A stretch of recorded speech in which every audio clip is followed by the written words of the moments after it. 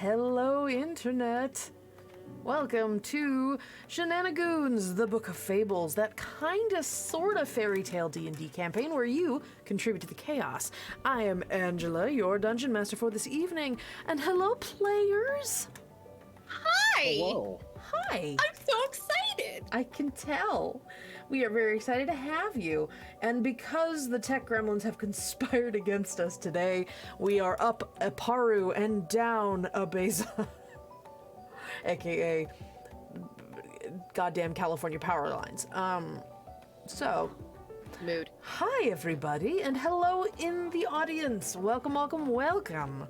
We are happy to be here on this Tuesday evening as usual with chapter 37 of our story, not chapter 1, because I accidentally put the title of the thing wrong and I fixed it. We are chapter 37, The Flying Tree. And just so... It'll be fun. Yeah, it'll be fine. Just so we can get a little bit of bookkeeping out of the way right at the beginning here. Just as a reminder, we are members of the Nerdsmith Network. You can find us at nerdsmith.org or support us on Patreon. If you like what you're watching today and you want to help support us, we are at patreon.com/nerdsmith. We will have things like bonus content over there and some exclusive World Anvil access. We'll talk about World Anvil in a moment. We are also here due to the wonderful support of some really kick-ass sponsors, including Eldritch Foundry, with which we created our beauteous character portraits you can find underneath all of our players. We added the color, but the designs are part of their miniature design system. You should definitely check them out. They have beautiful, beautiful fantasy characters. Yeah, so if you go to Eldritch Foundry, which I forgot Heather's not here, so I gotta put my own codes in. It's fine, I got it. If you use that link, you're helping to support the network directly if you decide to purchase 3D printed minis from them. But you can also get digital copies for use in your layouts or for virtual tabletops. So please check out Eldritch Foundry. We are also supported by World Anvil. World Anvil is a robust campaign management and world building software. An amazingly creative community of people help to keep World Anvil something a little special. You can create your own wiki-like repositories of knowledge of your fictional worlds, and they are constantly coming out with really amazing features. I'm super excited about some of the stuff coming up soon, including discussion boards are coming very, very soon. And it's really cool for people that do text RP or want to run other things through the World Anvil site themselves. It's just another way of keeping all your stuff in one place so your players can talk and communicate and track their, talk about their downtime if they want to do downtime fiction or something with their characters. That can all be done on your World Anvil site for your campaign, which is super cool. Having it kind of an all... Yes, Janet is the Lord of Tales. I won't confirm or deny that. So please check them out at worldanvil.com. They have some amazing premium features for their guild members, but you can start for free, and there are still a ton of things to do there right off the bat to take it for a spin, see how you like it. Worldanvil.com, go there and light up the forge. Also, you can check out our last but not least sponsor. Tessa, would you like to tell the fine folks a little bit about Die Hard Dice? You have been gone for so very long. I want to sing Hello, Dolly. Ironically, that has also been stuck in my head today. Up until literally seconds ago when you just said that. Delightful. I was humming to myself, so awesome. Mm-hmm. But yes. And I do apologize because I had to take myself off push to talk for this because I need both hands because I am that extra. Yes, and dedicated. Perturbed. Oh, dedicated is better, but perturbed is also. Oh no. Oh let's dear. Let's talk about dice trays. What's wrong? Let's talk about these dice trays, okay? Okay. Specifically, let's talk about the Die Hard Dice folding square dice trays with violet velvet. Okay. The Die Hard lures you in with its plush supple leather, these smooth folding corners. How dare it? But they tricked me. This is no dice tray. Do you know what this is? This is a one-eyed, one-horned, folding purple maple eater. Oh my god. Oh my lord. Tessa, get out. You just got here. You need to get the fuck out right now. All right, bye. Oh See you later, I guess. god. Oh my god. I have been waiting to do this for a fucking month. That is how dedicated I was to this stupidity that is this bit. But We are so proud of you. The purple is so beautiful, you guys. It's gorgeous. I did stick this all together with black gaff tape just to make sure it didn't show. But you can get your very own purple velvet folding dice tray at dieharddice.com. And if you use the coupon code Nerdsmith when you place your order, you will get 10% off your order, and you will also help support our network. So please go to dieharddice.com, get yourself a beautiful velvet dice tray, not necessarily a purple meeple eater, but you can make yours a purple meeple eater if you want. Also, Die Hard Dice does sell meeples as well, in case you want your own. They do. If you need to feed your meeple eater. That was what I actually had gone on to check earlier to make sure that they still sold those before I got sucked in by the new release that made its way into my cart within seconds. Oh yeah, so weird that you went there for something and then you just and ended up, so your cart just checked itself out. It's so weird. Good. All right. Yay! You're welcome for that. Okay. Sorry, not sorry, Anyway. Maureen. So, let's talk what happened previously on.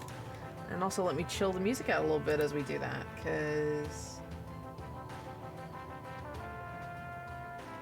it's kind of intense. It's cool right now, but it's kind of needs to kind of chill.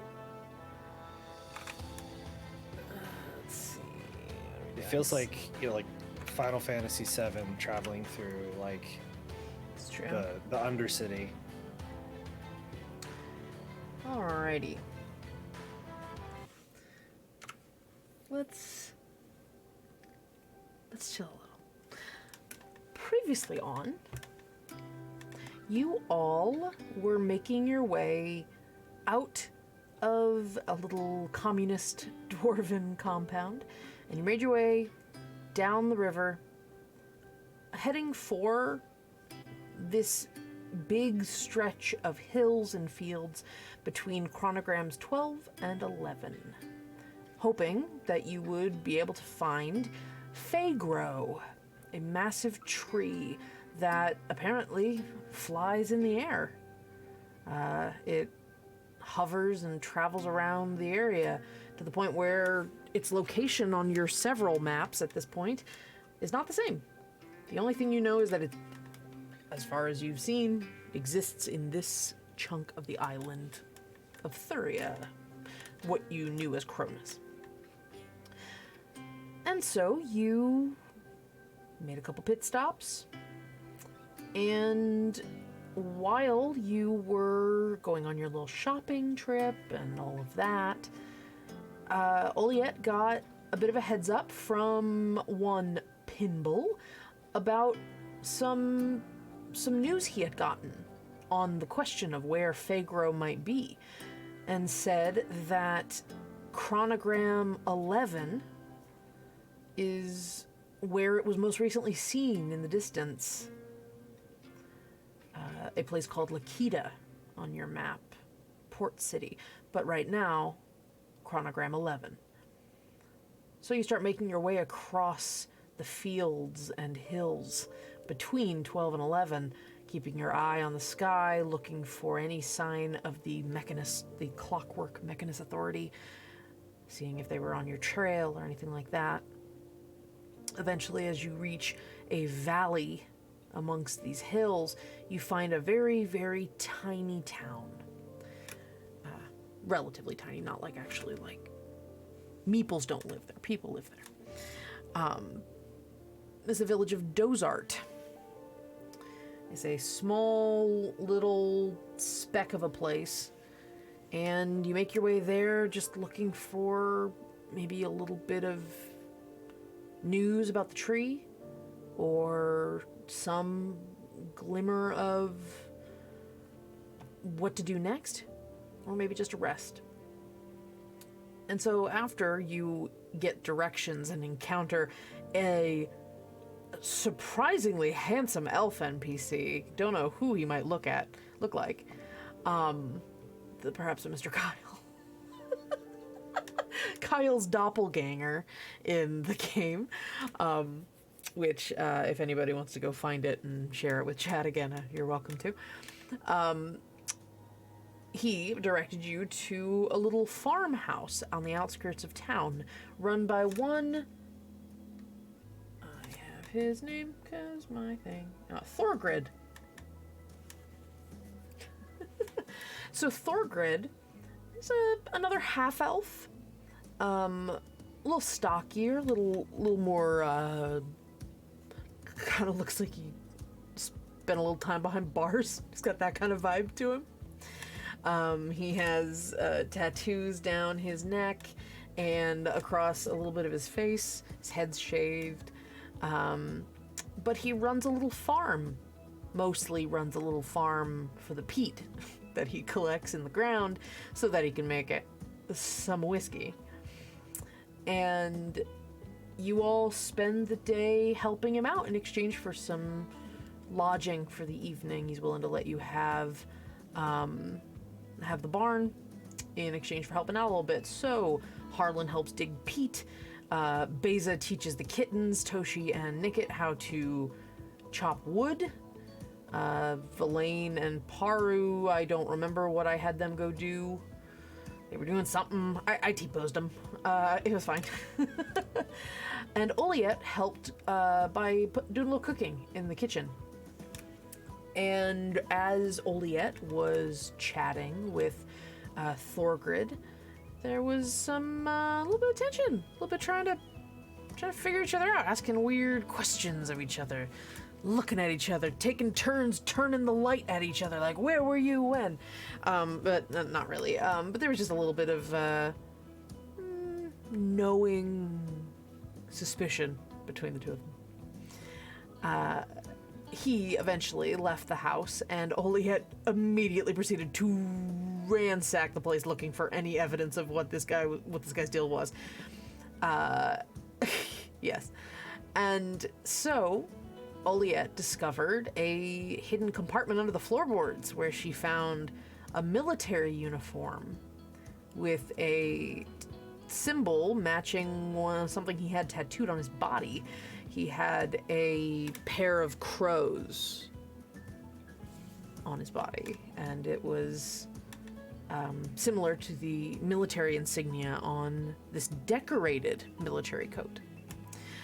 She also found a sword, just basic sword, and a bunch of gold and some paperwork that she recognized as being the kind of paperwork you need to travel around the chronograms.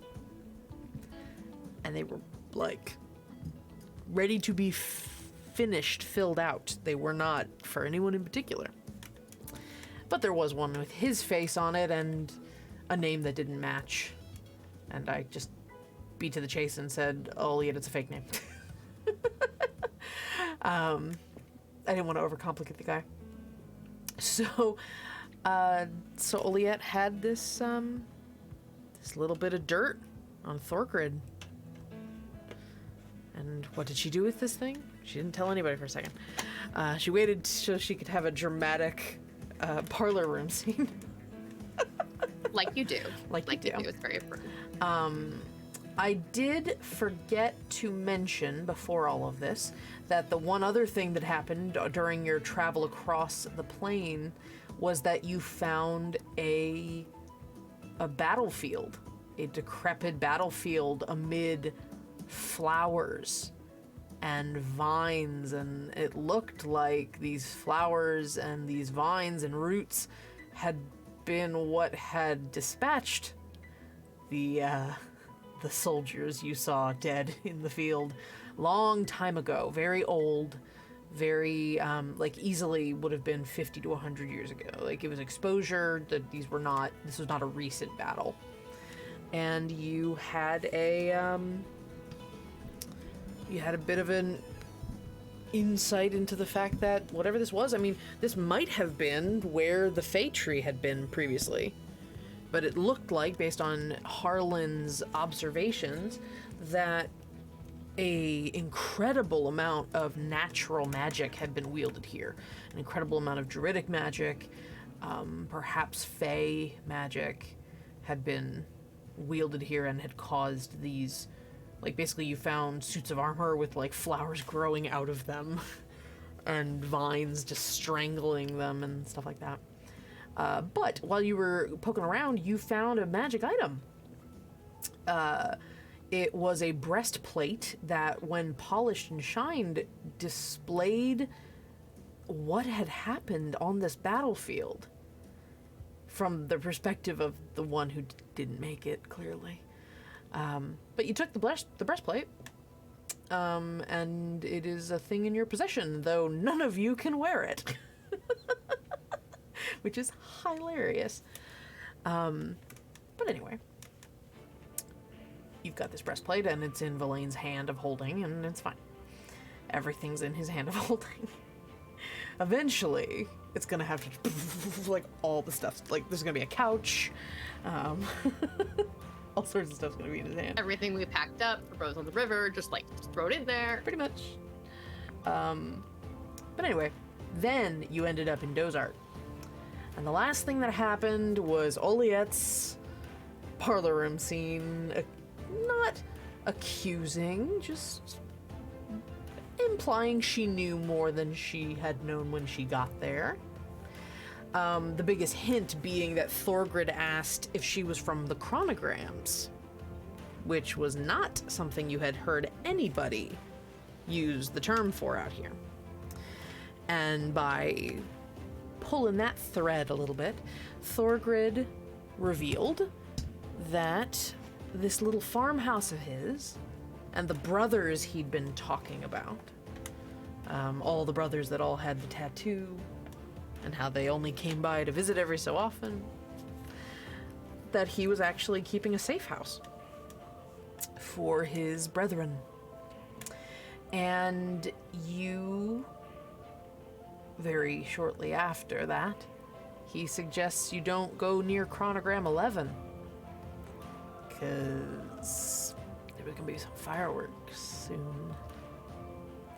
And around that time, you heard a massive explosion out in the distance. And he, very casually, just stood at the window with his drink, very pleased with himself, just watching what looked to be lights, maybe fire, on the horizon. And that's where we left you, Gimel. So, hanging out with Thorgrid. Now, it's up to you if you want to have any other discussions with him. Or if you just go, okay, don't need to know more than that. Gonna get us in trouble if we know any more than that. It's entirely up to you.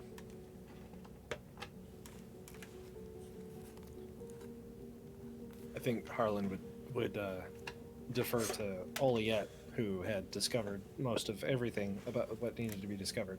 So, just... I mean... He's just hanging out.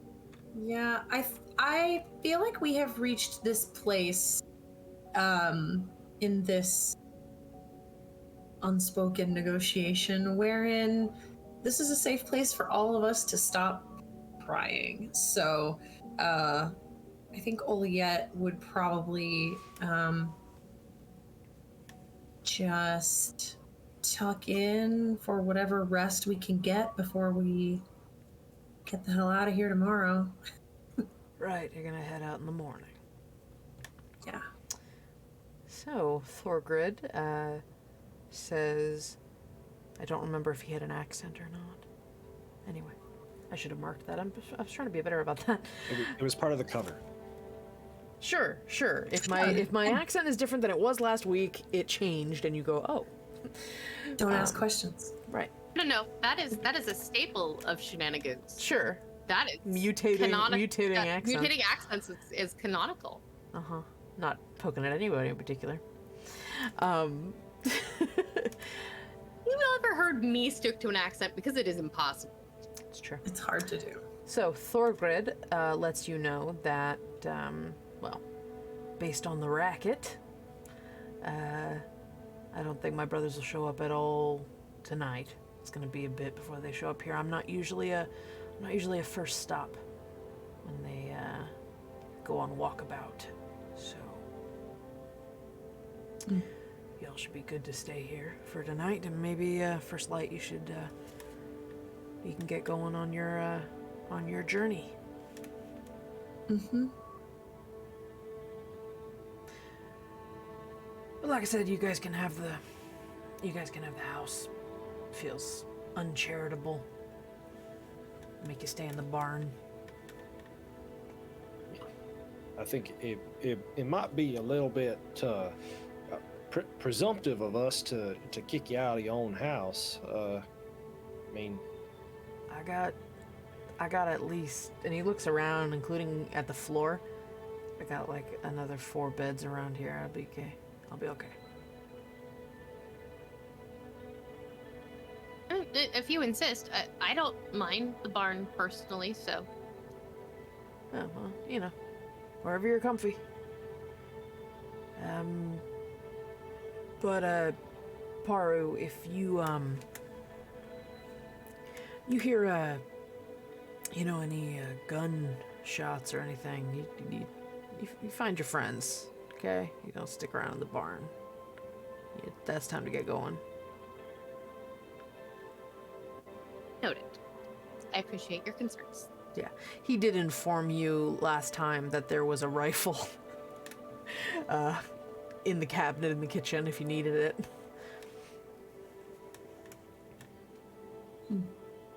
True, does not know how that works. It's fine.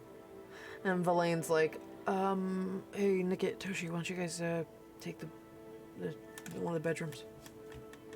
Okay. Toshi's kind of looking out the window like, that was a big boom. And starts heading in. He's chewing something. You don't know where the fuck he gets these snacks. He probably found it in the pantry. He like bypassed the gun and went for the fruit snacks. Drew is literally always Druid crafting him like something to eat. Just all the good berries. Just constantly like just here. Because you can make seeds and stuff. Just sunflower. Oh my god, seeds, just trail sunflower mix. seeds, Just gets constant trail mix. Just constant trail mix. Unshelled sunflower seeds. He just leaves seeds everywhere, and you're like, oh my god. how could a cat? I don't think a cat could do that. Don't. Cats cannot. They can't. He Don't. get him stuck in his teeth all the time.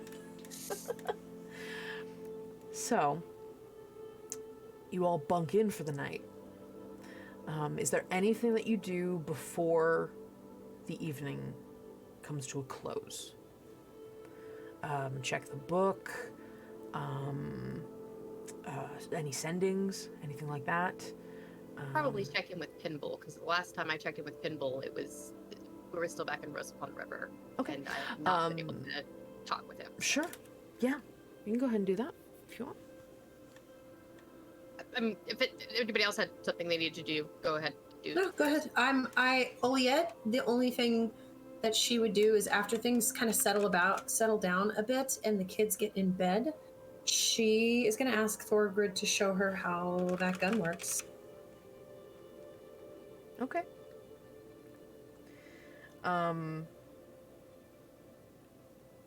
You... Hold on. Oops. That was the wrong button.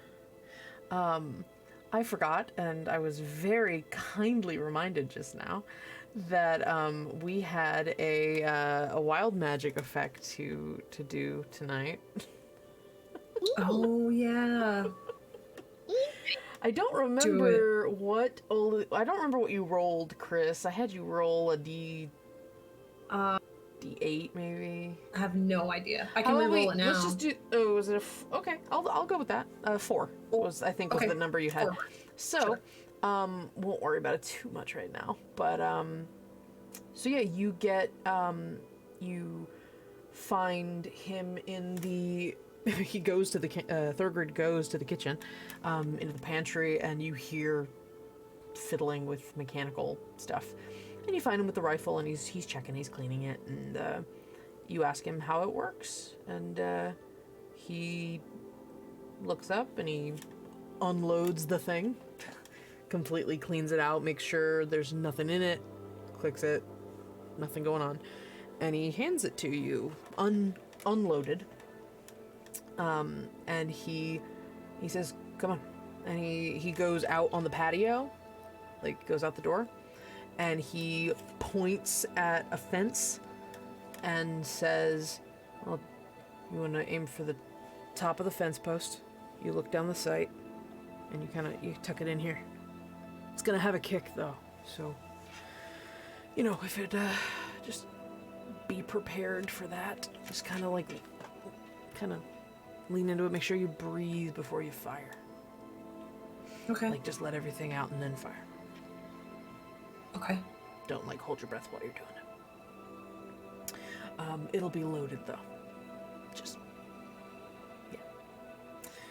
And he spends a couple minutes giving you basic gun etiquette. It's basically like a musket with a couple of fun fantasy twists to it. Some glowing crystal parts or something. But for the most part, it's just a gun. And he puts it back where it belongs in the pantry. Shenanigoons does not condone storing guns in a pantry. And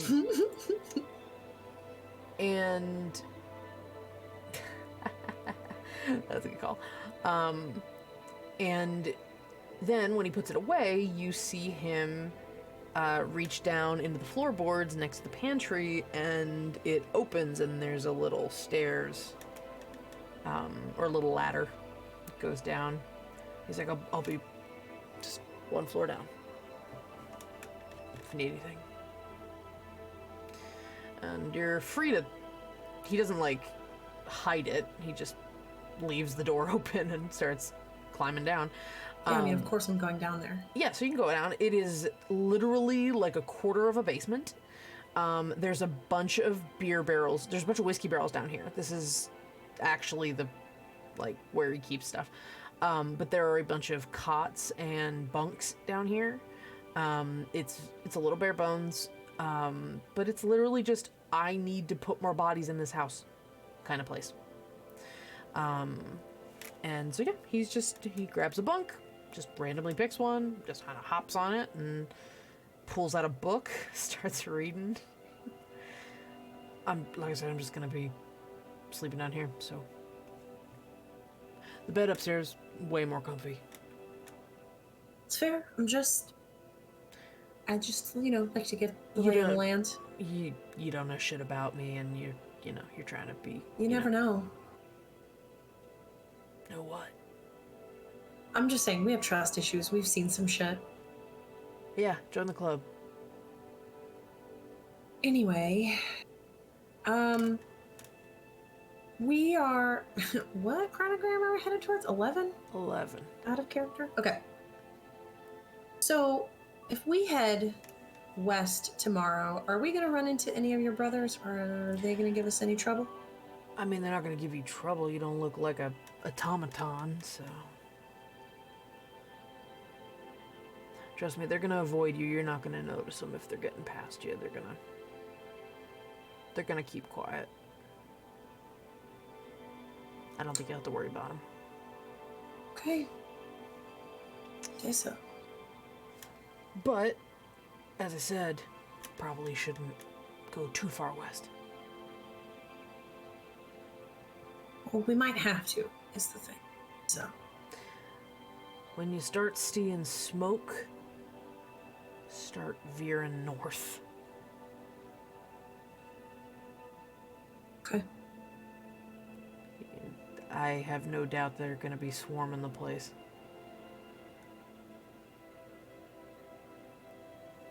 Well, they can do as they like, I guess, with the city. We just gotta get to the tree. Yeah.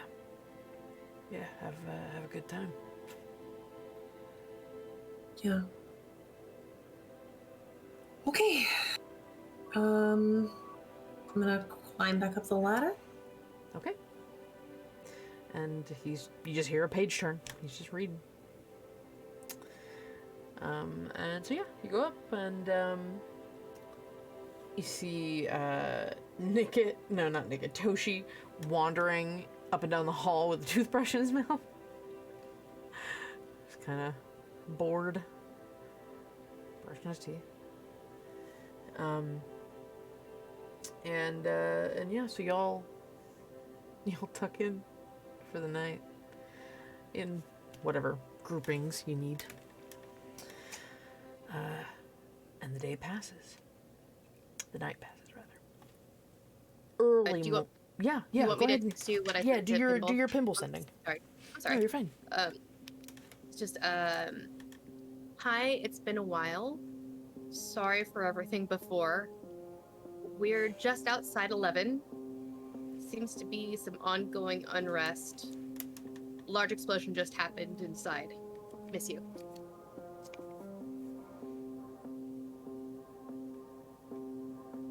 I'll keep my ear to the ground about the big boom. Though chances are not a lot of information is going to get out about it. Stay safe. Nice to hear from you again.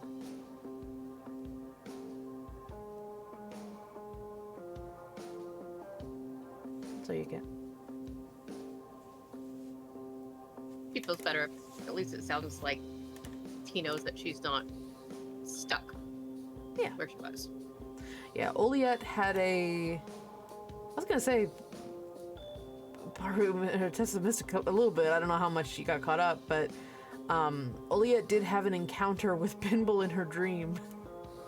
Nice. Pinball hopped in and was like, hey, let's debrief because we haven't had a fucking conversation in how long?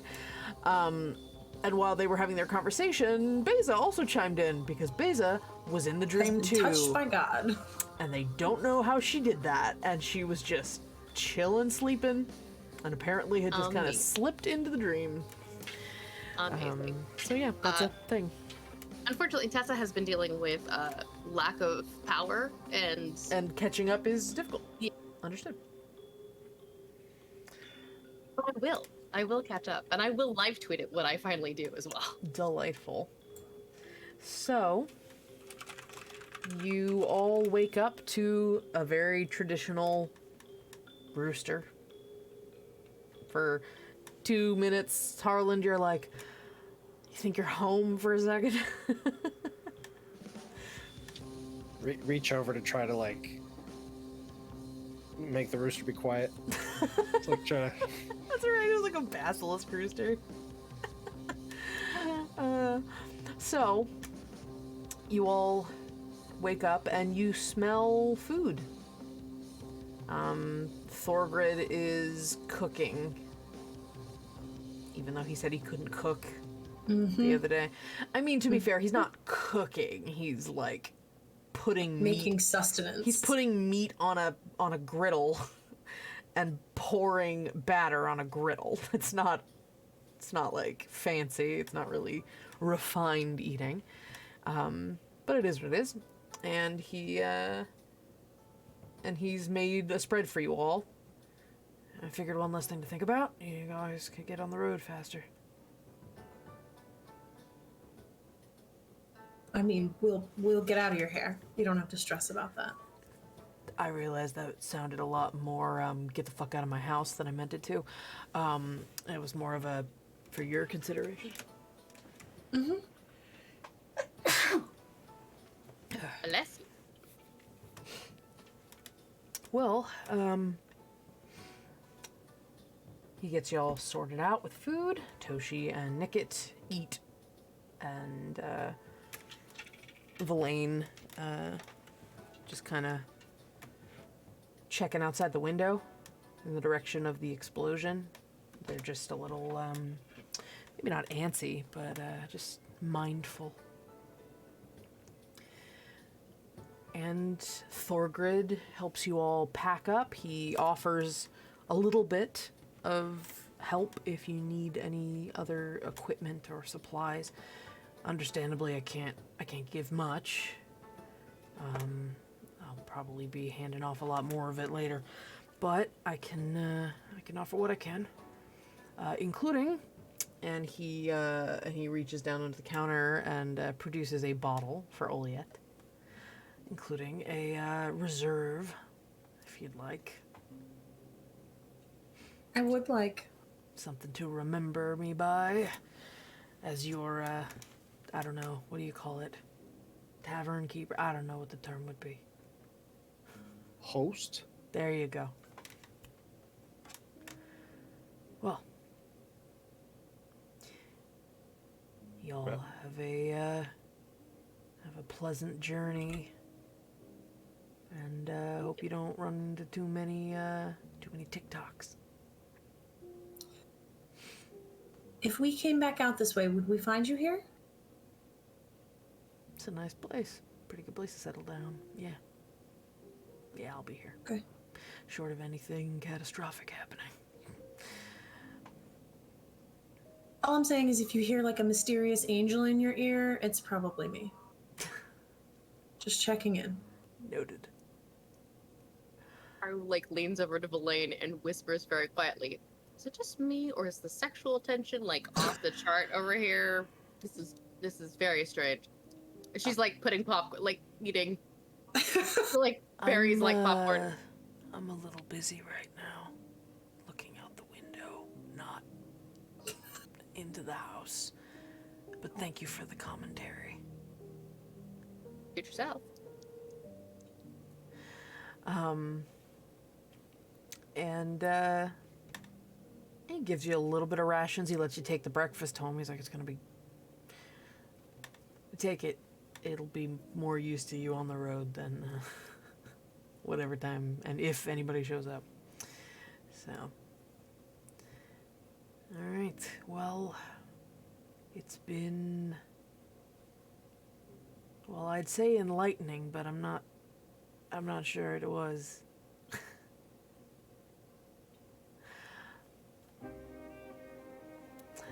Well, have yourselves a good trip. Thanks. Yeah. And thank you for the work. Much appreciated. Happy to have been of service.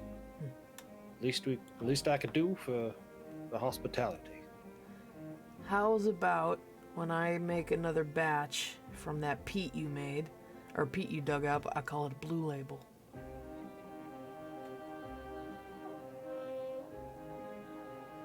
Huh.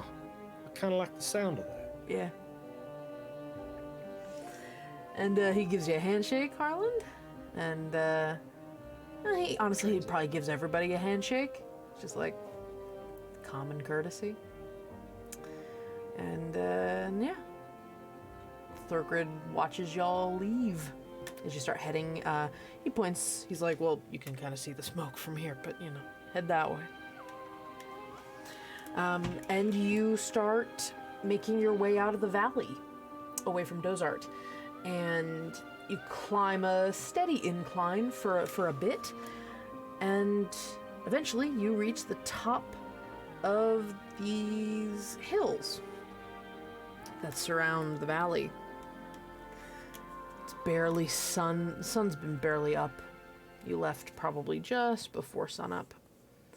And you reach the top of the hills, and you see, in the direction of the smoke, you see chronogram 11 big, sprawling walls, identical to chronogram 1 and 2. I think you were at 2 when you left. I forgot one little thing. Yeah, go for it. I would have left a book there for him. Okay. I just leave it Yeah. somewhere where he'll find it. Sounds good. Any particular genre? Well, not my Fiction. wine magic book. Fiction, nonfiction? Could be something from Rose Upon the River. Yeah, I would probably just leave him one of my favorites. Maybe a book about an underdog. Aw, that's nice. Alright, so you leave a book with him. I'll make a note.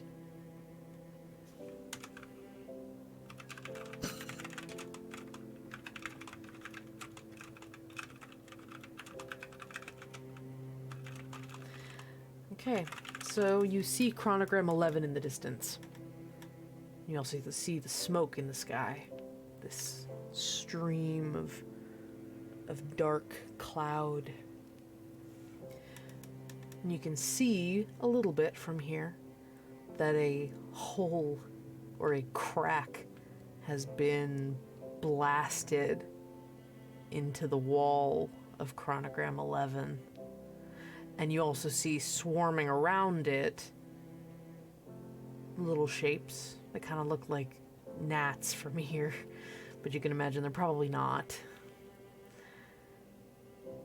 And there's this kind of really quiet, if you're very, very quiet and careful when you listen, you can hear sort of a siren. Just barely. You can imagine how loud it is on there, like closer. But you see this, not a wreckage, but you see the blast hole. And that's due west from here.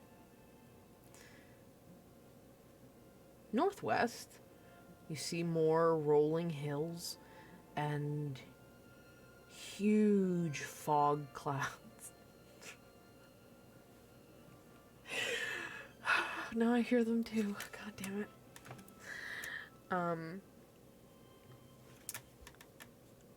Man, I gotta use that voice at some point.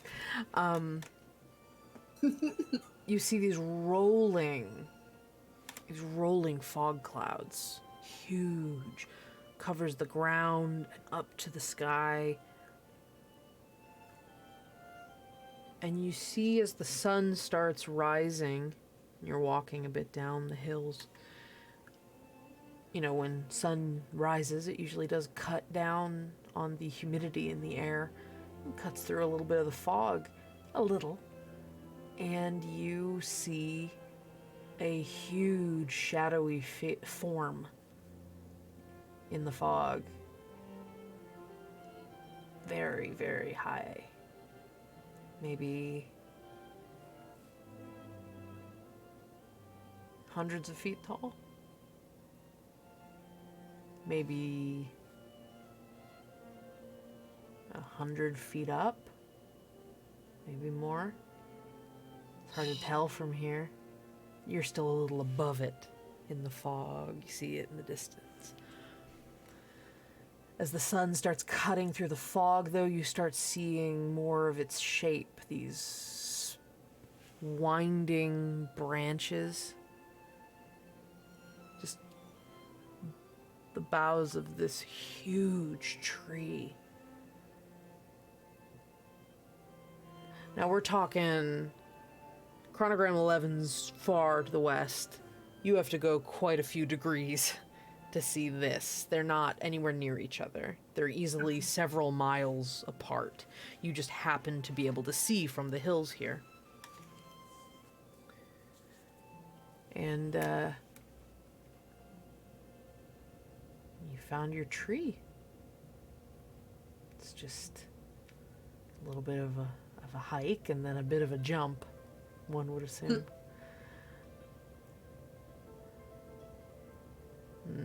Nickit and Toshi start trotting down the hill. In that way, I was like right after them, like. yeah, it's a little hard to be slow on a slight decline. And Valine just hitches up their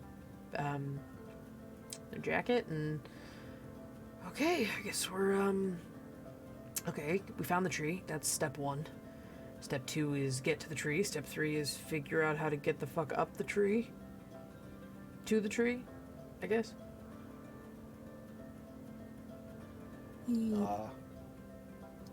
I think I might have an idea about that, but it might not work. But I mean, I mean, what do we got to lose? You want to hash it out or what? Yeah, I mean, we got to walk. So I was begin to walk and talk. Yeah. It's a hike and talk. Yeah, so I was thinking that, if based on what we saw back in that flower field, that if that flower field was where the tree came from, then that means that those roots that was attacking those knights was from the tree.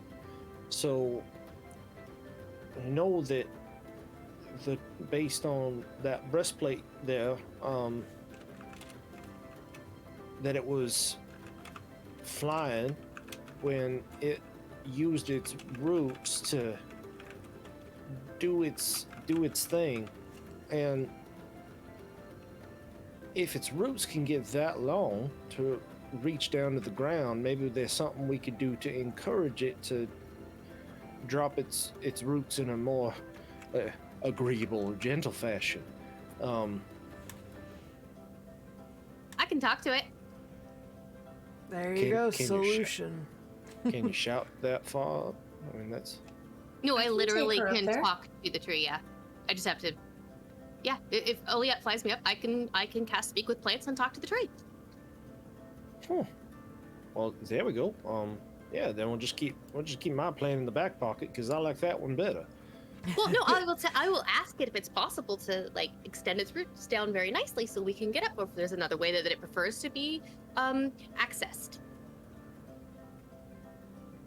Yeah, Jen? that's some teamwork. What if it says no? Then I turn into a gaseous form and I float on top of it and find a different way. Okay. I could put on that breastplate and stop making mean gestures at it. Oh, it might squish you. It'd drop the roots though. That's true. But I think Oliette would be sad if you got squished. I'd be pretty sad if I got squished. I'd be sad if you got squished. I was too. gonna say, like, I think several of us would be a little bummed We'd if you all got be squished. sad if you got squished. But you know what I mean.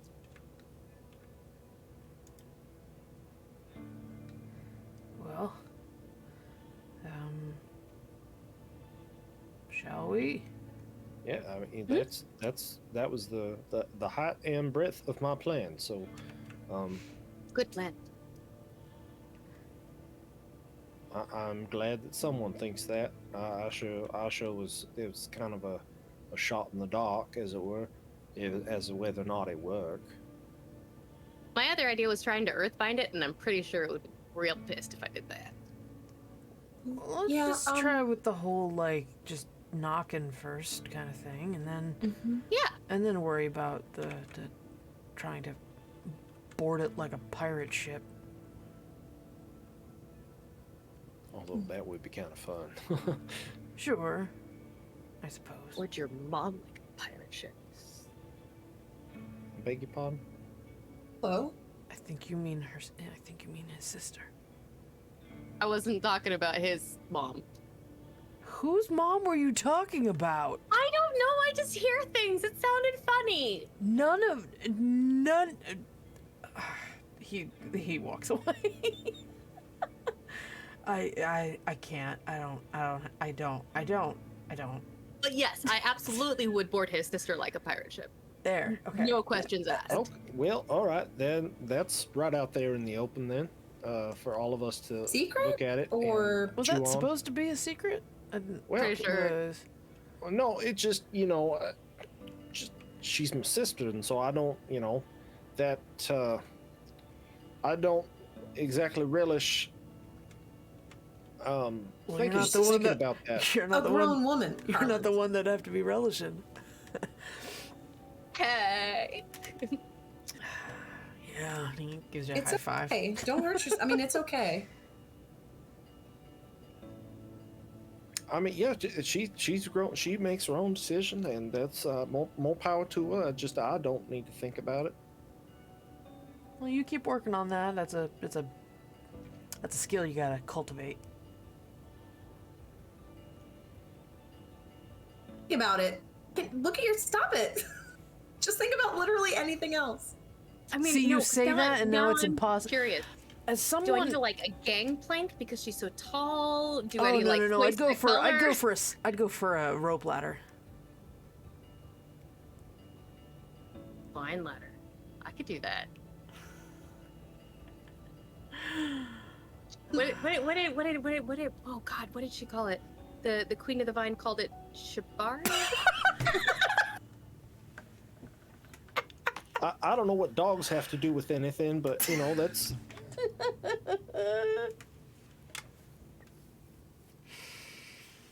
Amazing.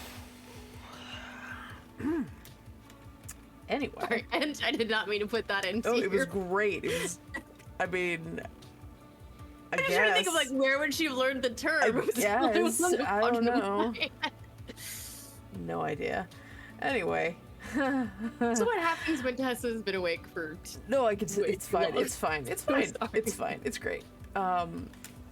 So for the 15th time. So,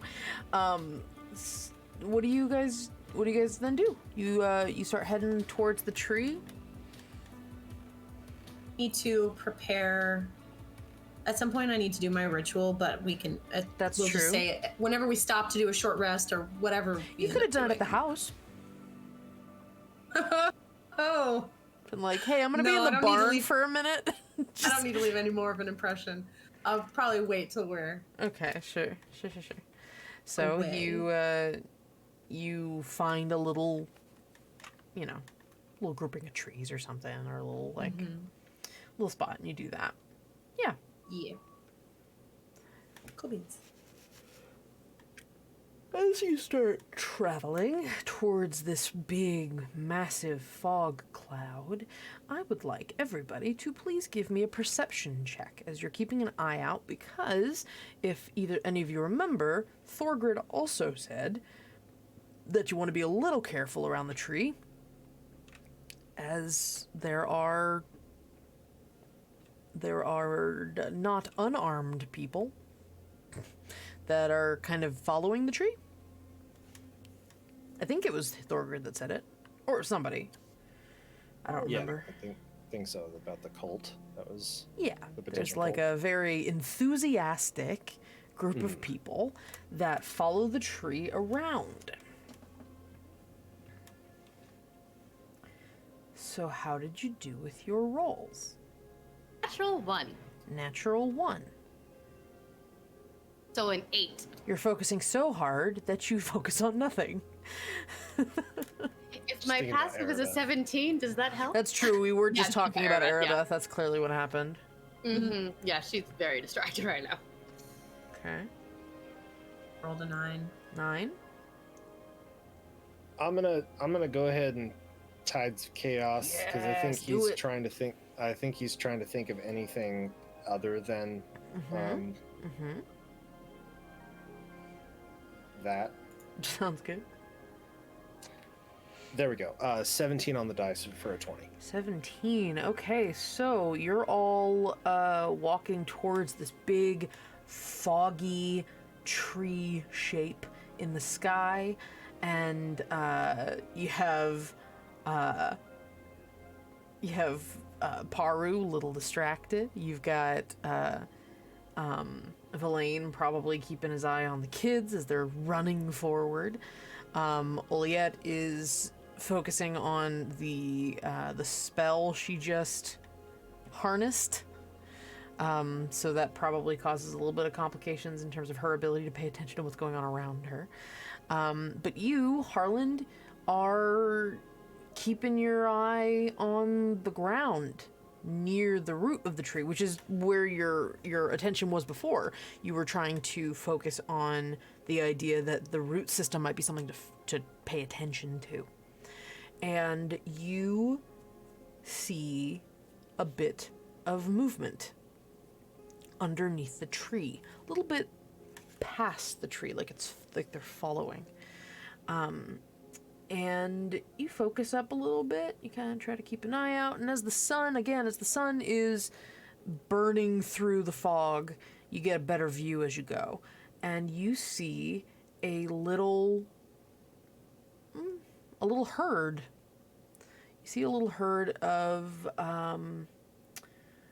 from here you think maybe cattle, or maybe horses, or some sort of four-legged steed, and there are a number of people riding them, and they're kind of kicking up a bit of dust, and you see some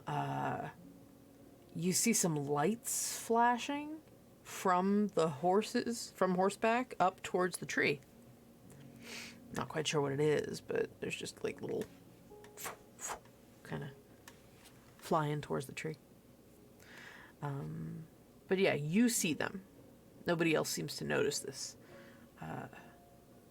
Maybe there's, you think maybe there's like 15 of them? Maybe? Less than 20. Okay. Y'all, I think I might see that group that Thorgrid was talking. That last, but that Kyle can't remember his name. Thorgrid. Thorgrid, thank you. They were talking about. I think they're trying to get the tree's attention or something. They're like using some sort of like signal colors or something. I can't really tell. We're too far away.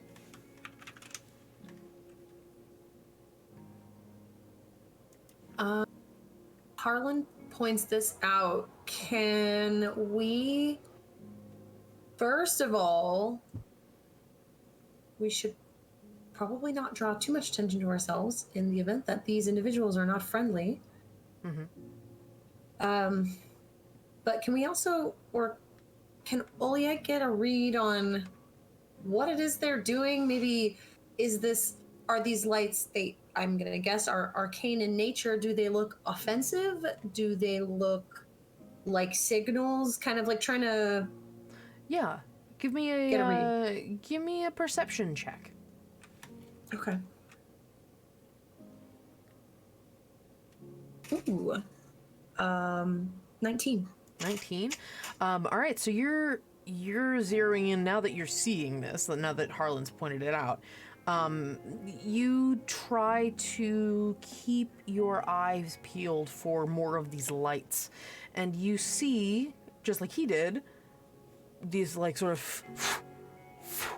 of light flickering, and you try to take a look at maybe does it look missile-like? Does it look like it's more of a signal?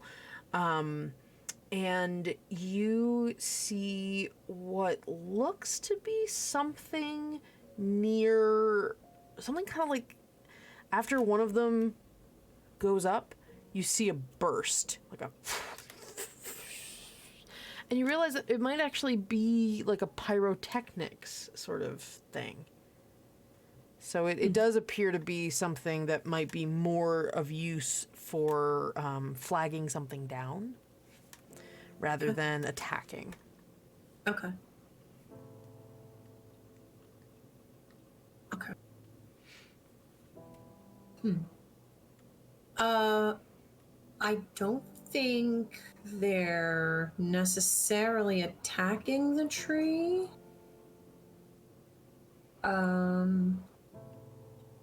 Are all of them doing this same thing where they're all kind of casting this, or Only is it like one or two of them. people? Yeah, only a few of them are. Okay. I would just point that out and make sure. I'm trying to see if I can keep an eye on those individuals more so than the others.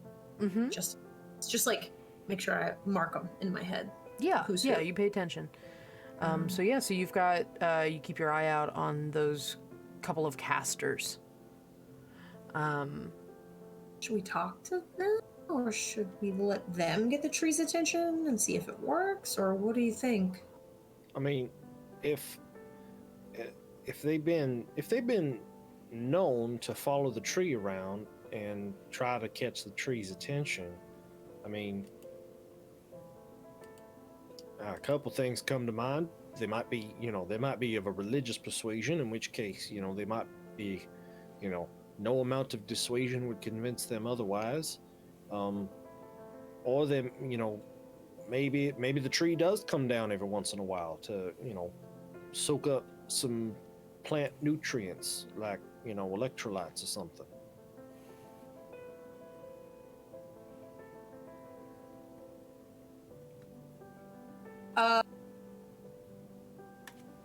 So And I could they're offer either the tree some. What if we give it one of the seeds of Gaia? That was actually the other part of the idea that I had. So I'm glad somebody else had it. Harland, you are a genius. Well, I mean, you thought of it too, so I mean, so credit where credit's due. you can both be geniuses. Yeah, there's not like a rule about that.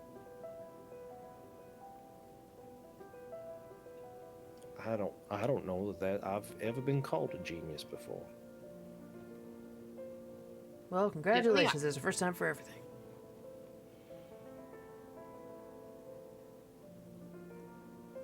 Well, I don't like it. I feel like I get too big for my hat. Too My big head for your hat. Oh. Yeah, like You're my- already like a my little head- big for your hat, man.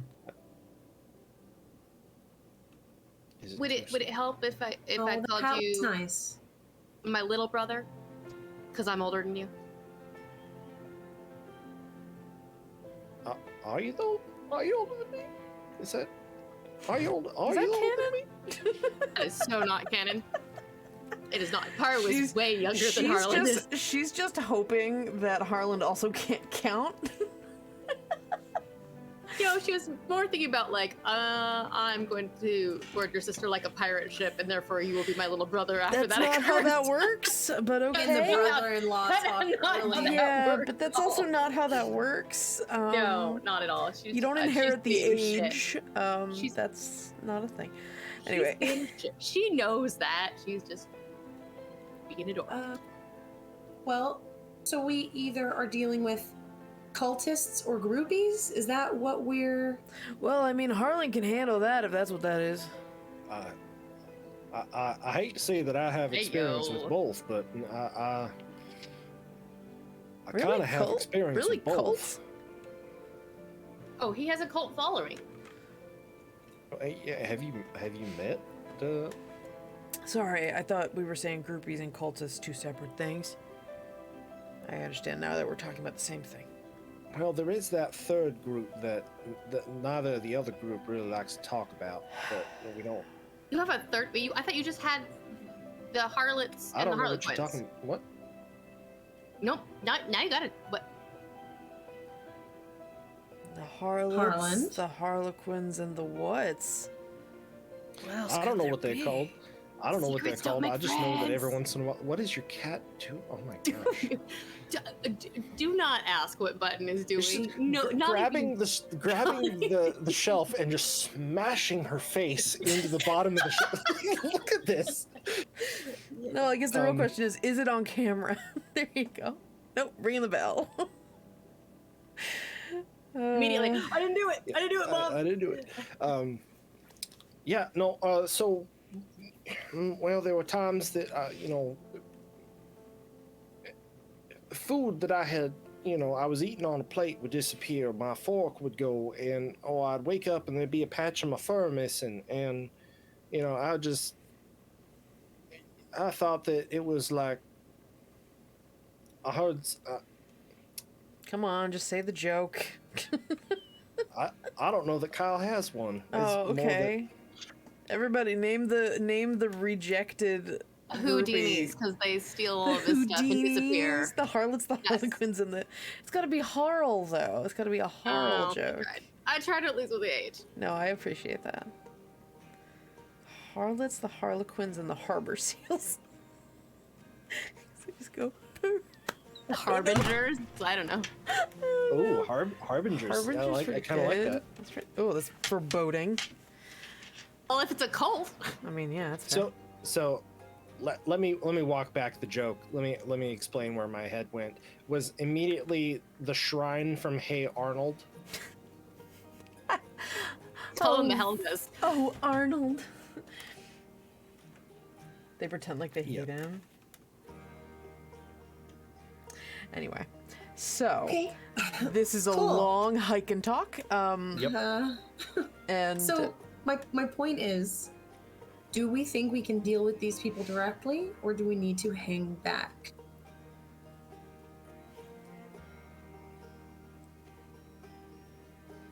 Oh, I mean, I think that I might be able to talk to them. I'm sure willing to try, and I trust y'all to back me up in case they get feisty or rambunctious.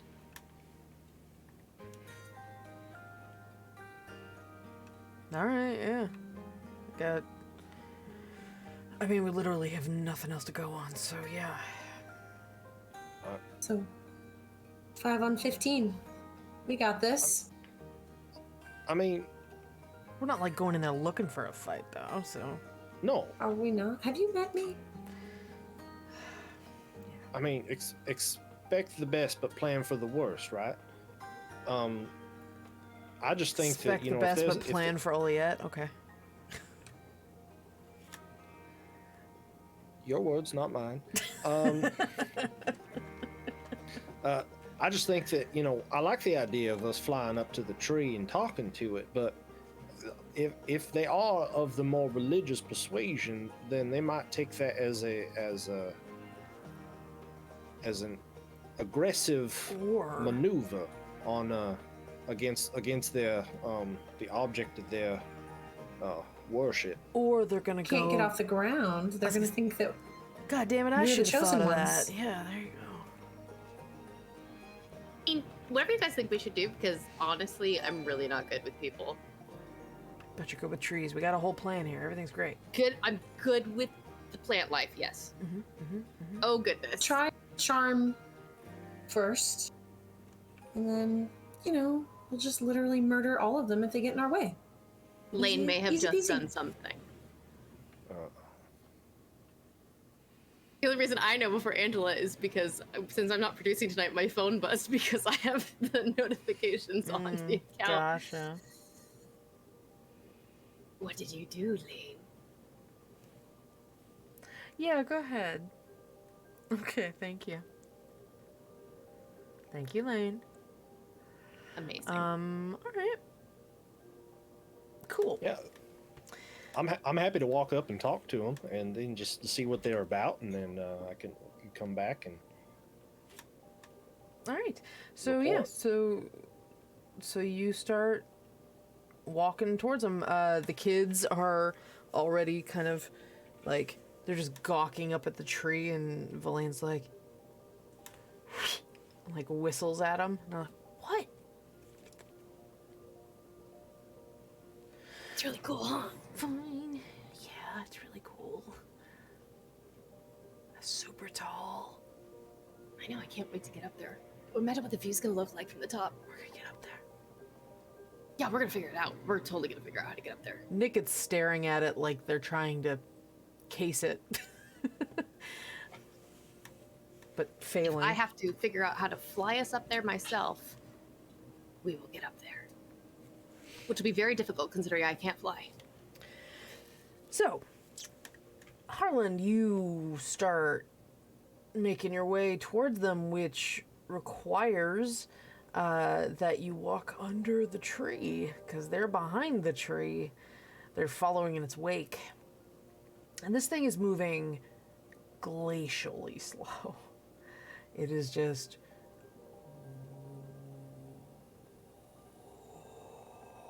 like very, just like a cloud on a really still day. And you're moving at a pretty decent clip, and you see that these folks are in fact riding mounts. Let me grab what they are because I totally have that. Ruh-roh. But the first thing you actually notice before you realize like what they're riding, you hear music. You hear a little bit of bagpipes, and you hear a little bit of like a flute being played.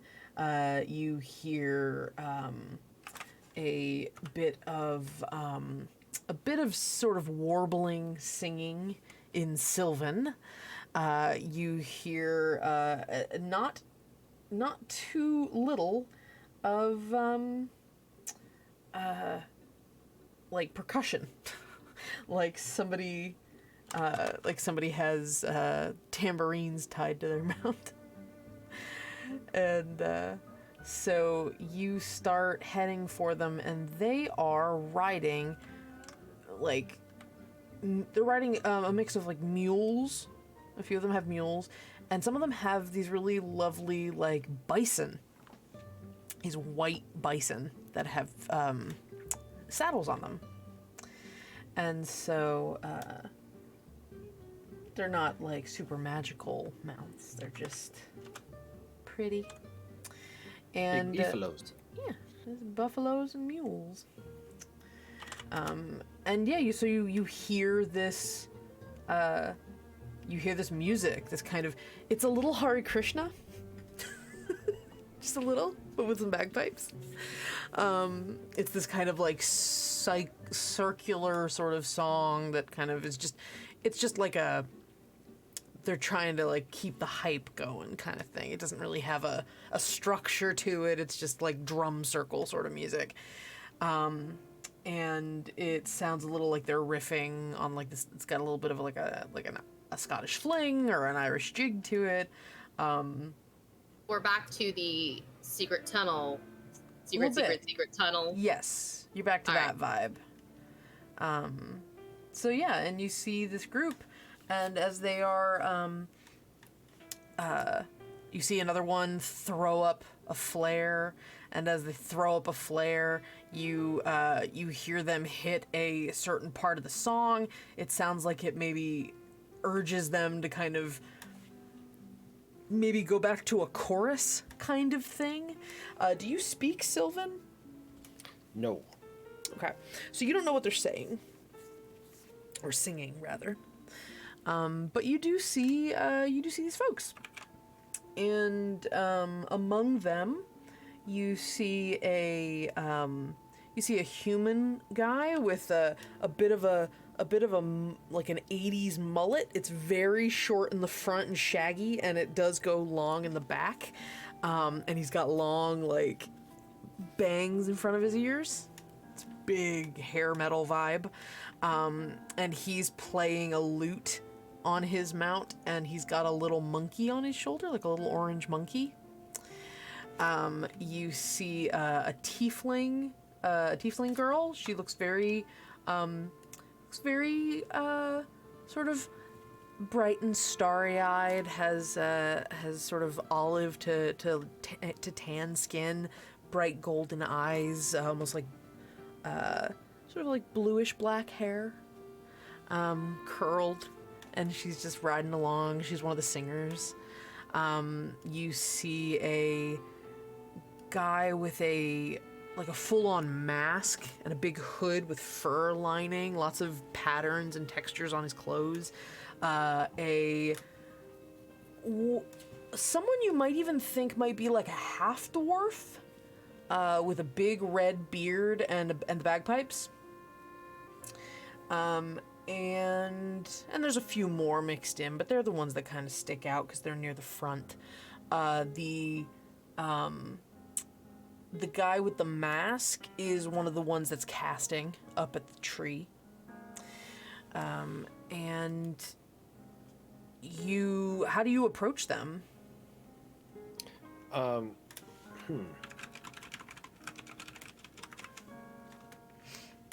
I think as they're singing, I think he'd like try to start like, you know, mention like adopting the song a little bit, but just like using Elvish instead.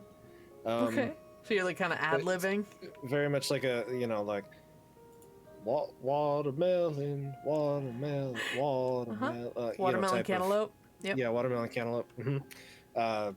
You know, and then trying to like time it to when the mask guy is gonna do the pyrotechnics. He's also gonna shoot up pyrotechnics. Just Okay. All right. So you shoot up pyrotechnics, and loot guy with the monkey and the little tiefling girl, they kind of cheer a little bit as they see you joining in on the spectacle. And she sort of waves at you. And eventually they come upon you. They eventually meet up with you, and the loot fellow looks down at you from his bison, and says, "Well, hi there. How are you?" well, hello. How you doing? I'm doing just fine. My name is Harlan Firebranch, fellow traveler, and it sure is nice to meet your acquaintance out here under this very large, magnificent tree. Oh, well, isn't it just? Ugh, beaut. Yeah. So how long y'all been following and singing and dancing under the tree there? Oh gosh, this has been a tradition for, oh gosh, how long, Fernan? And the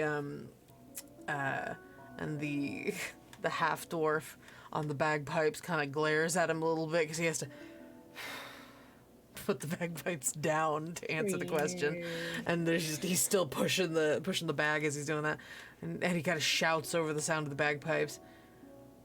Going on maybe like I'd say maybe like 3, maybe 4, and the lute player's like, oh yeah, okay, yeah, 3 or 4 generations. Oh, like I thought you were gonna say like days, but generations. That's quite. Oh well, our current tour, yeah, maybe about a month or 2. Wow. Where y'all call home? All sorts of places. We all feel the tree's energy calling out to us, you know? Right.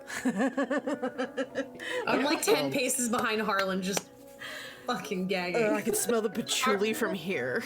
Har was like, these are my people. I understand them. Oh my god. They get me. More like gag champa. Ugh. God. I like it. So do I. Well, yeah. So my friends and I were just we heard tell of the tree. We travel, you know, we traveled a long way, and now we're here. And y'all ever send anybody on up to the tree? Up to the tree. Oh. Yeah. Oh, that's we're just here following in its glory, man. We're not really looking for a tag along. We're just enjoying the view. A tag along. What do you mean by that? Oh, we follow it around wherever it leads, and sometimes it leads us to the place we gotta be, you know? Oh, like what kind of places are those? Yeah, where you gotta be. Oh well, like Fernan's wife, she hitched off after maybe a year or 2 of doing the tour with us, 'cause one time the tree brought us over to a lakeside, and she swears she saw like a person in the lake that she was just meant to be with. Oh, okay. Well then, Fernand's like, she called it me time. But the tree knows what the tree knows, man. me time. That's like not that must be the lake term for it instead of the ocean term for it. Oh, it's the ocean term for it. Maritime. So It's good. It's good. I'm I like so upset. You're pretty good, Harlan Firebranch. Oh, thank you. Yeah, you should come see me in the city sometime. I'm a stand-up routine. Really? Yeah, I sit down too. But you know, there's a whole show. You tell your jokes sitting down? Sitting down, standing up, breathing. You know. Oh, well, that last one's real important. Yeah, I can hear your eyes rolling back there. Talking about you're How like, many- always hilarious. You hear Verlaine in your head going, how many pairs?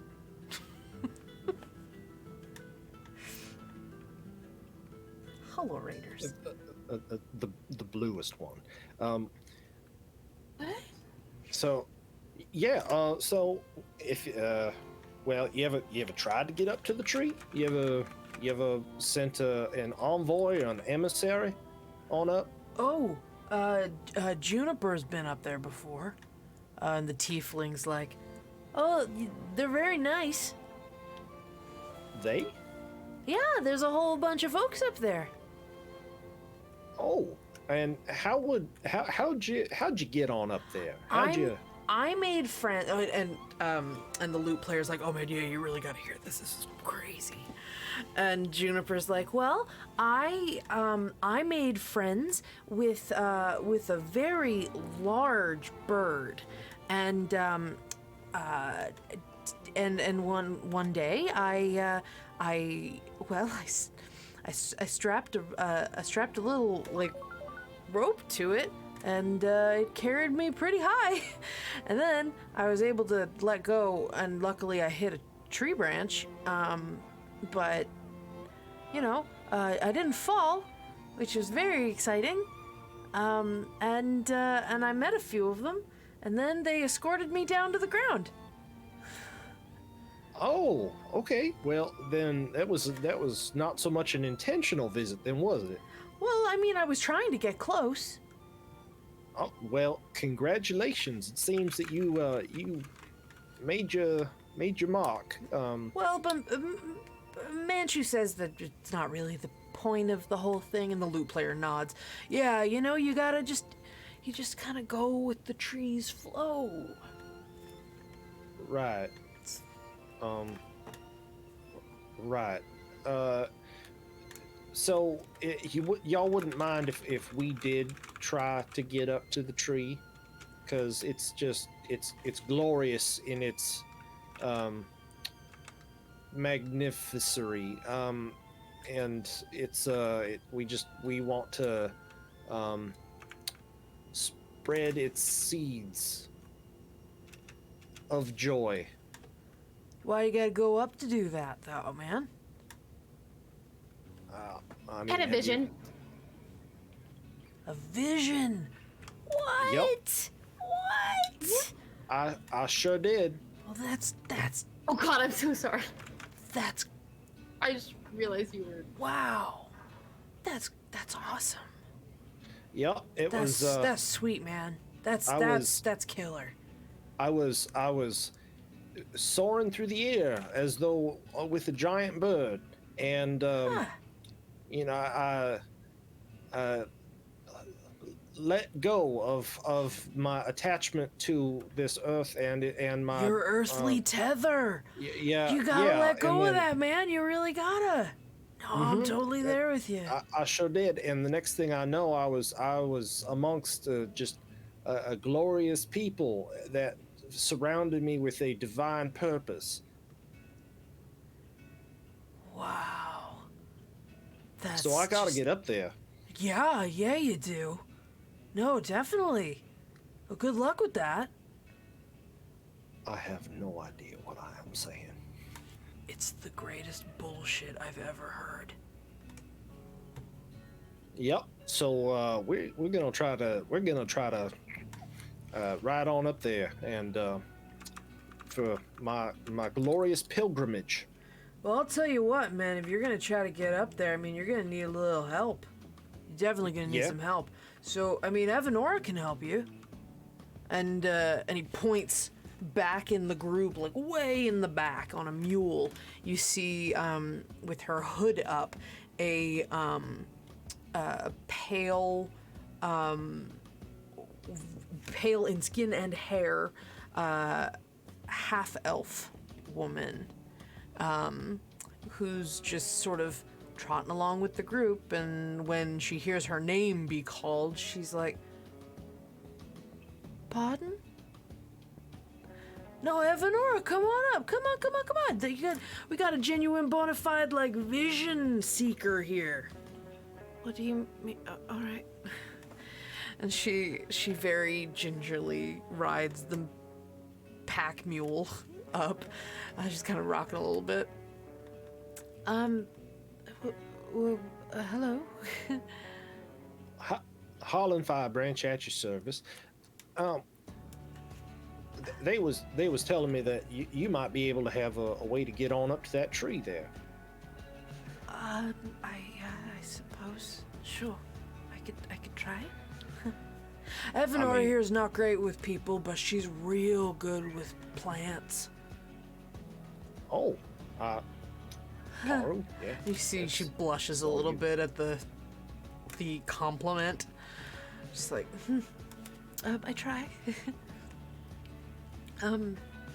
So you're looking to get to the Faegro tree. That's Yep. Sure are. Did you hear his whole vision, Evanor? No, I didn't hear it. I was in the back. A large bird fell into the tree branches. Shiny people giving me purpose. That about sums it up. Shiny people. Yeah, they were real happy too. Oh my god.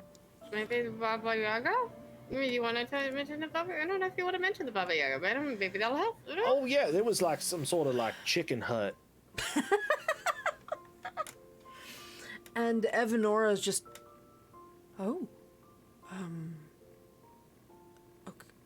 okay. That's That's where you went with that chicken hut? well, I could try to help.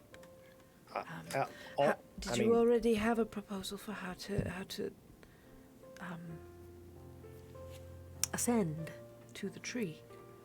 Yep, we were gonna fly our plant expert on up there and to have a conversation with it if it is so inclined to speak with her. Well, if you already have a plant expert, I don't need to help. I'm fine. And and Mancho's like, no, Evanor, you okay, listen. And he rides up next to her. You keep putting yourself down like this, you don't put yourself out there, you're not gonna reach your potential. You gotta and he doesn't say anything of substance. Right, you keep saying that. Evanora, if Yes? Ms. Evanora is fine. Evanora, all right. I like the honorific. Sorry. It's an old habit, hard to break. We'd be mighty obliged for any assistance that you could provide, especially that. As we've been traveling, and we traveled a long way, we've stumbled across lots of folk who are very uniquely helpful at times when we didn't expect it. And so I can't help but think that there is some manner of serendipity. Well, there's certainly no reason to expect it here. I'm not expecting anything. I just, whatever you might be able to do is appreciated. Please. Sure. At the please, she gets her sense of guilt weighs more than her sense of self-consciousness. And so she's... All right, sure. Who's your, plant expert? That'd be Ms. Paru. Paru,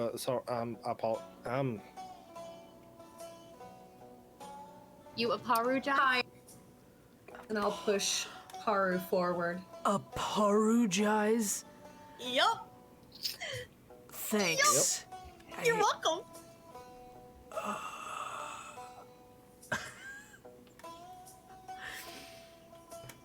And Evanora gets down from the mule, and the rest of the group, you see like the musicians just kind of continuing on, and Manchu, the lute player, is like, "You just catch up when you're ready, Evanora. You know you can do it. You can help him out. Help the vision seeker have his vision.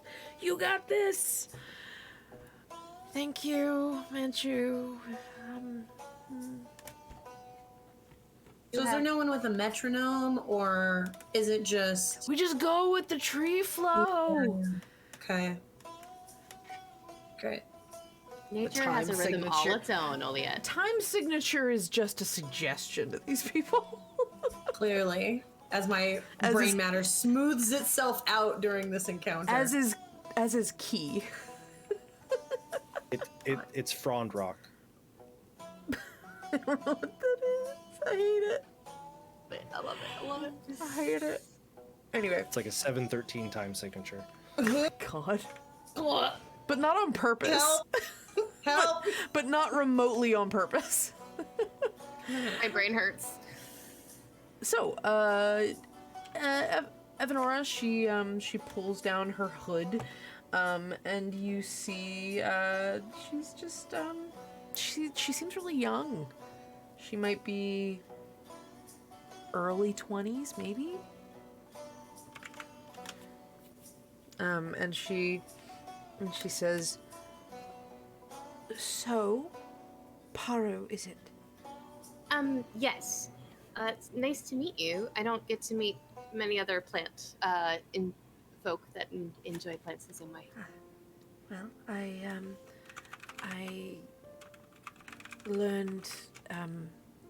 learned druidic practices from my father, and I found my way out here after hearing lots of stories about the Faegro tree.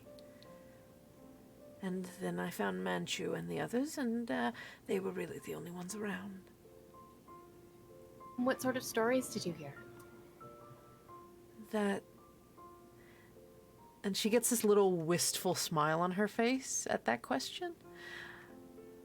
That despite all of the strife and war going on around the island, that the Faegro tree was a safe haven for those who didn't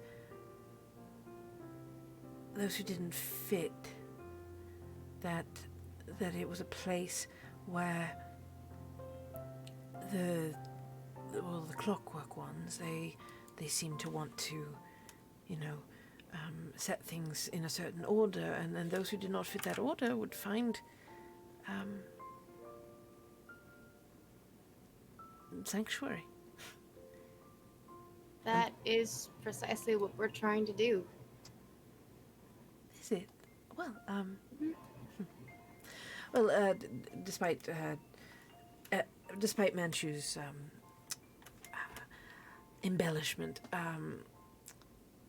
Juniper did make her way up there, but she was only up there for about 15 minutes before they told her to leave. And she looks to Harland, who's like the comedian, a self-professed comedian, like a tree. You mind if I use that one? Sure. So you do mind? I'm sorry, I won't. No, I don't mind. You can use it. Okay. Oh, all right. She looks very confused. Like, Harlan looks very confused. I learned that in elementary school. I don't own that joke.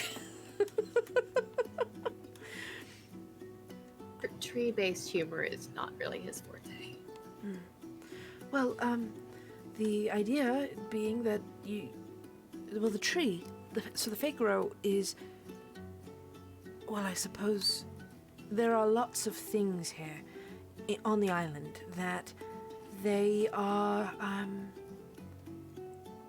well, chaotic always seems to have such it's a value judgment, and I don't really ascribe to that, but there's so much free magic here. Wild magic, almost. Yes. I like free magic. Much of it, though, comes from Fae. You have to feel it, don't you? And she looks to Harland. I have to imagine you do, at least. The Furbolg that I know, they have quite an affinity for feeling that little shift in. You met a lot of Furbolg? Oh yes, there are. I've been meaning to speak to a few up there. There's a friend of mine has family who apparently long ago settled up in the tree, and I've been meaning to pass along my my friendly greetings. Then Do you not know a lot of Furbolgs? No, I come from a big old family. It's just, I was gonna say.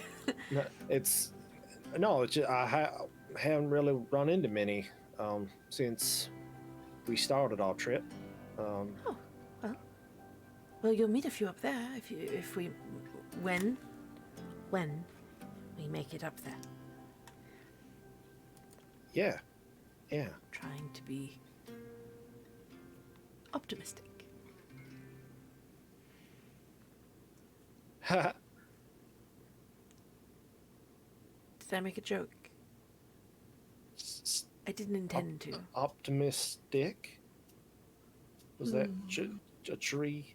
Was that a tree joke? Was that? No, it wasn't. You could say it was, though, if it makes you feel better. I think it would make me feel better, yes, that it was a joke, and I appreciate it. So that's what we're going to go with. Okay. I reject the previous reality and substitute my own. That's fair. That's disturbingly similar to what Manchu suggests that I do. Sometimes it's the only thing to do. Well, let's all think positive and try to sort this out then. So, Paru, you want to speak to the tree? You think that would? Well, I thought that might be of help. My other thought was taking a gaseous form up to the top and then coalescing, but I can only do that with myself. It doesn't work for the rest of us. Well, if you can make an introduction, if someone can make an introduction, they might. When they brought Juniper back down, they did bring her down via the roots of the tree. So maybe they could do the same to let someone up the tree. But I'll be honest, I've lacked a means to get up there to speak to anyone, and I fear if I did, I wouldn't have much of a justification for being there. Short of saying hello for someone. But you with your vision and your intentions, you might be able to convince them. Yep. So maybe you could make an introduction, and then the rest of your friends. She looks hesitant. She almost said, "And the rest of us." Barbara was just about to say, "Well, you're coming with us." I wouldn't. I feel like that's very presumptuous of me to assume that. You have people you want to speak to. You've been told that this is a haven for folks like us. There's no reason why you shouldn't come with us. I suppose. If you want to.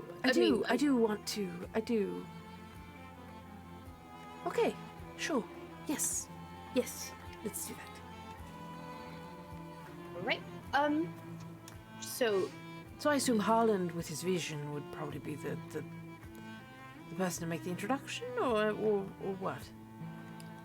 how do you feel about that, Harlan? I'd sure be willing to try. I never talked to tree people before, but willing to.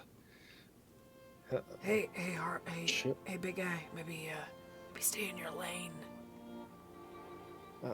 Oracle, I only caught Oracle. I just said, what say you, Oracle? How should we proceed?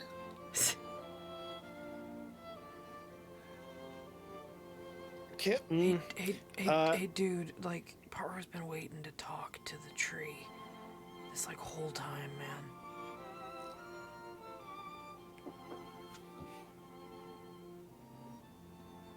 I think I gave him a stroke.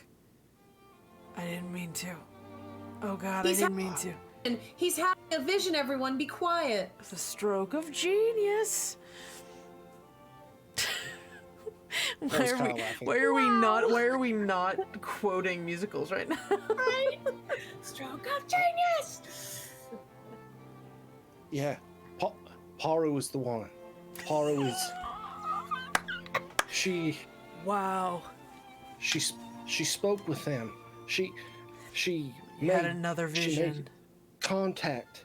It was. Don't do that. was- Don't. And It was- Flame puts your hands down. Like, we don't need visuals. We're good. What? This is painful. I don't We get the idea. I don't know what to do with my hands. Not that. You give me a boost? That's. Yes. And Paru, it's like 100 feet up. Shh. Okay. I'm helping him feel helpful. Okay.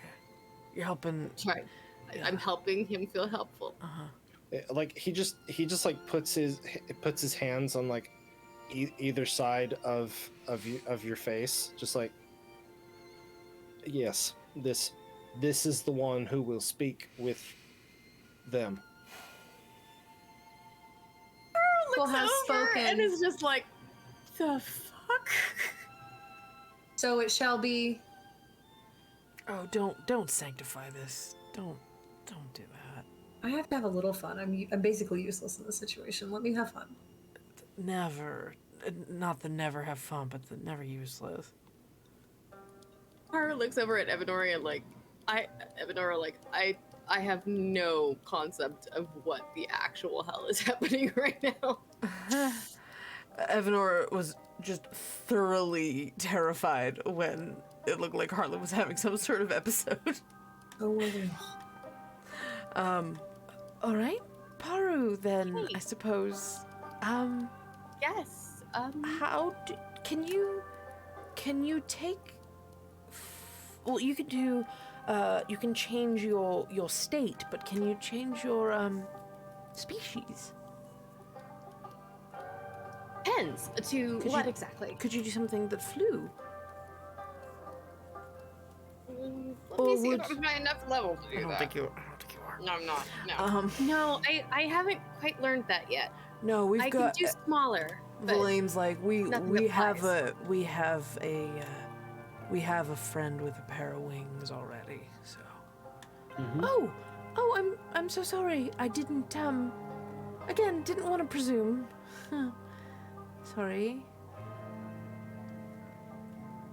I didn't want to presume that was something that you would. I'm gonna stop talking now.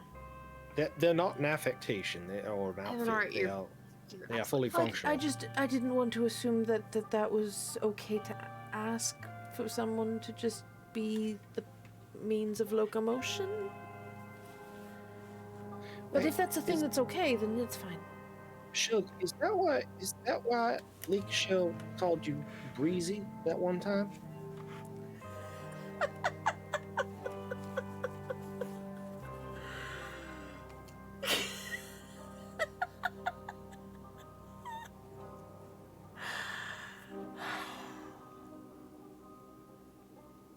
So what are we doing now?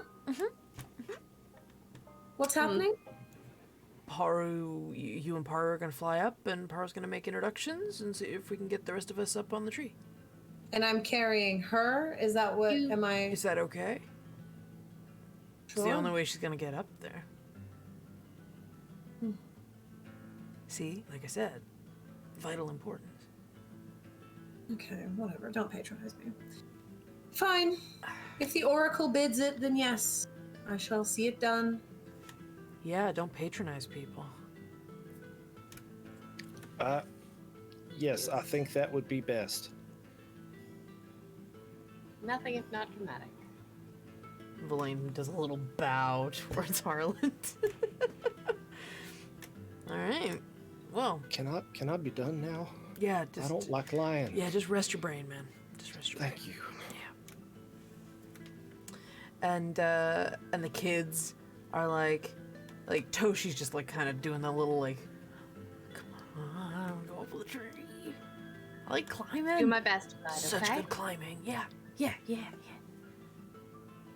Have fun. Right, so Says to both Oliet and Paru. did you want to take Evanova up and I could Oh, gash no. his arm myself? And No, then no, we no, could no, all please. three make an No, introduction? no. I'll just wait here. I have to watch the. She kind of looks at the mule. The mule like kind of bumps her in the head. For sure. I can watch your meal for you while you, if you wanted to. I am very, despite all evidence to the contrary, I'm very bad at talking to people.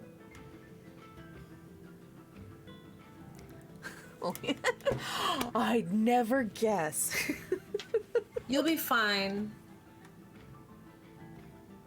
Okay. Your force of charisma has peer pressured her into saying So yes. long since somebody has squirmed in my presence, and it's just doing so much for my ego. Okay, so, let's see. I guess piggyback's probably, nope, that's not gonna work. Oh, no, I can fix that. Hold on. And she wild shapes into like a rabbit. Oh, okay. I can work with this. Little bunny. Okay, very well. So I Great. never think of a rabbit. I always do a mouse, but a rabbit is ingenious. it's fuzzy. Rabbits bite. Oh, if they're it's a- so cute. Not if it's a person. Well, I mean, people bite We don't know too. that. Chris, remind me to send you the video of the family of raccoons that graced my presence this morning. Oh my god, I love raccoons. There was like love 6 of them. them. They were I like their little fingers. Okay, So, Oliet, Anyway. what do you do with the bunny? I am going This to. little white furred bunny. Chris wants to hold it and snuggle it. Oliet is gonna pick it up like how you don't know how to hold a baby. And you just like hold it out at arm's length, Oh no. like uncertain. Yep. Definitely facing away from me in case it gets any funny ideas. Bunny ideas, you mean? Oh. Yep. Funny I deserve that. bunny. But yeah, I'll just kind of pick it up and wait for the get-go from Paru. Yeah, I know. Okay, you don't have to. Yeah, you're good. I mean, it's all right. You're a jackalope of all trades. Oh God. Leave right now. I will walk away into the wilderness. Good I'll go luck back and finding live your with way Dave out Bautista. without me. I'm gonna live with Dave Bautista forever. We're just gonna shoot guns off the porch. Hey. Yeah, scotch. Shooting guns, drinking scotch, be in a safe house. I don't hate any of this. I Yeah, don't know. What do hiding rebels. It's fine. Blowing up clockwork material. As you places. do. Yeah.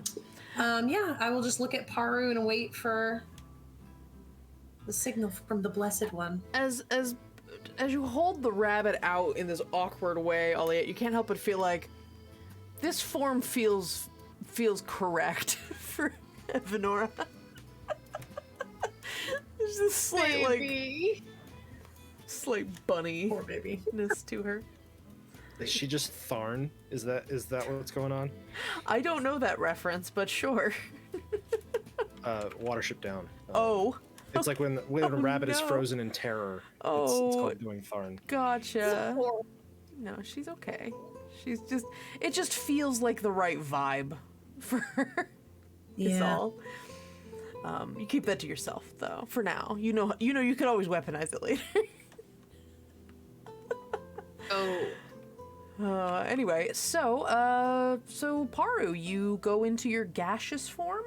Yeah, I've never done it before. I'm all excited. So you all watch as Paru goes a little translucent, and then the form starts fading, like her outline starts spreading, and then just there's no more face, there's no more figure, there's just this like bit of steam moving around, maybe with some spores in it. Same color of her spores, yeah. It's like this kind of iridescent purple spores. That might be a new thing. You know, she's not been very talkative lately. Maybe she was working on that while she was just kind of in her own headspace. That's fair. Okay. Starts floating her way up. All right. Very slowly. Very, I forgot. They can only like 10 feet per round or something. Is a fly speed of 10 feet per round. It's real slow. I guess the question is how fast is the tree going? Oh my god, can you imagine? That would be fucking amazing, but no, you're fine. The tree's going slower than that. That's so good. You're okay. Yeah, I just get this. God, I literally, like I feel like we tailgating. watch it for so long. It just goes so slow. I guess you should start going. Yeah. Okay. Yeah. It's fine. You just start tailgating the little gaseous form. Yeah. Before I take off, I'm definitely gonna tell Harlan, like, never change. Love you just the way you are. But lying looks really good on you. I'm just gonna say that. We can leave it here. You never have to do it again. But all I'm saying is, like, yeah, I'm into that shit. And then I'll take off. Don't you dare corrupt that poor boy. Never. I don't think I could. But I'll follow Paru. Villain? Yeah. After they're out of earshot. Sure. Yeah, Did what's she up, just bud? say that she loves me? Yeah, she did. He kind of pats you on the back. Yeah, she did.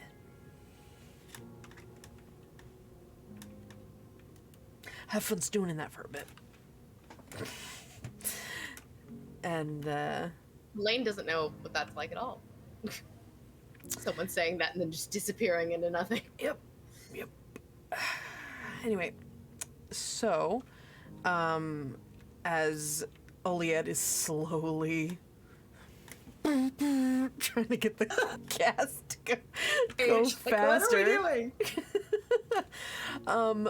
Eventually, after a long while, you can't fly too fast, Pastor, because your wings would like dissipate with the gas. Like, I stay underneath because if not, I'm just gonna her off of. Oh, dear Lord, Just amazing. Hold this fucking rabbit. It's fine. So, I mean, I'm small. I might be able to, like, kind of huddle. I don't know. Can you just, like, hover above my head in a little gassy ball and I just like a little ball expedite this process a little bit? It's up to the DM if that's doable, but That's I fine. like ride her wings. 100% fine. Cool. So, it takes a few minutes, but eventually you find your way up towards the tree. And as you get further towards the further up, you get through this fog. The fog's a little thicker right at the base of the tree, and you start climbing through.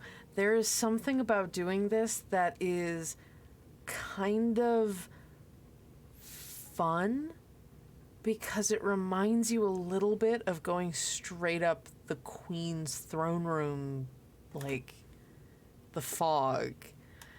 Specifically Her Majesty of the Vine, the idea of like all those root systems and then going up into the fog. It's got a little bit of a homey quality to it.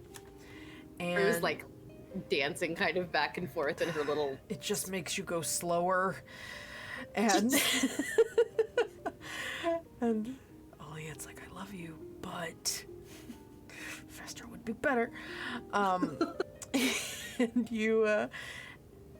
you crest through the fog, and you see this enormous tree. This is comparable to the biggest things you saw in the book. This thing is a skyscraper. It's huge. And as you look around it, you see that it's not just a tree. You see that some of the branches are like moving. Like it's got more life to it than you would have expected, the tree itself. And you see figures climbing it, and there's these kind of threaded branches. It's got this kind of mangrove vibe to it. It's very twisty, full of root systems that are all kind of grown into the trunk of this tree. And there's almost little tunneling that goes into the tree, and that's what you see, people like walking along it. You see elves and tall, sort of wide-faced furbolgs, all different shades, and you also see Paru specifically. You see very wide-faced figures. At first you think that some of the furbolgs might be wearing hats,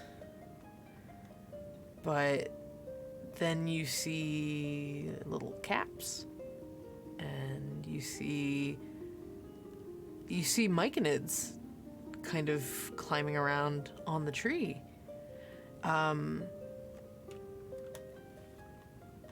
There's a huge, there's a little society up here in the Fagro tree. And you're kind of glancing up and you see all of this. Oliette, you come through the fog and you see this too. There's just these people are just existing up here. Are people seeing us as we come up through the fog, or do they seem kind of doing their own thing? Let me see. You're not trying to be stealthy, right? You're just gently making yourselves known. Yeah. Yeah. Not sneaking, but we're also not like... Oh, yeah. Okay, so you emerge in this space, and you see a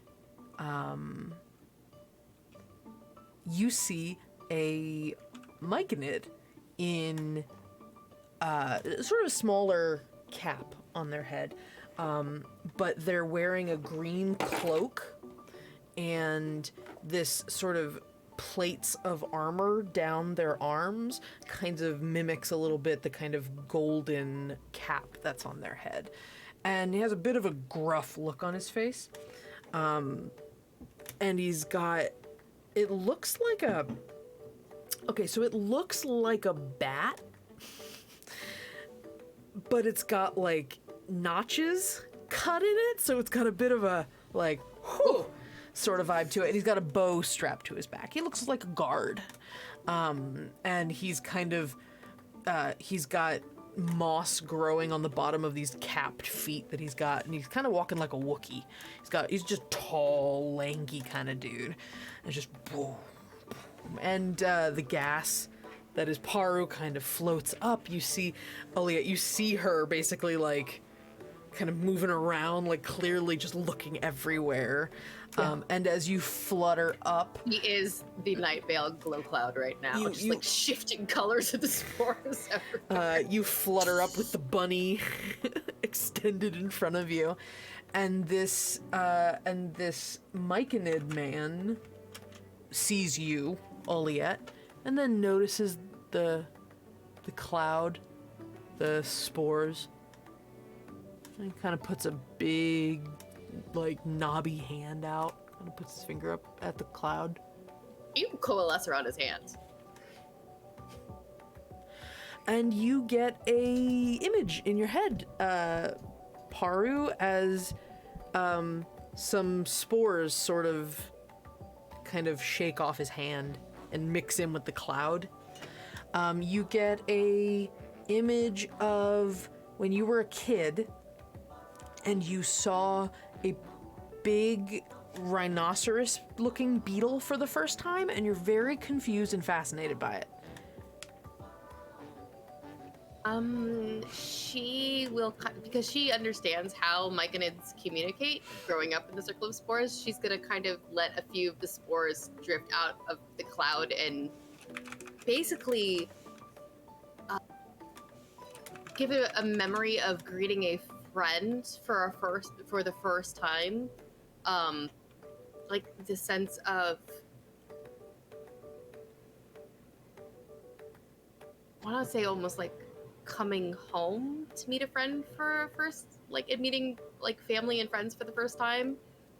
But I don't want to make him feel like I'm just imposing myself upon them, but more of just like that greeting of I've been told to come here. Oh my gosh, I'm finally here. Okay. And,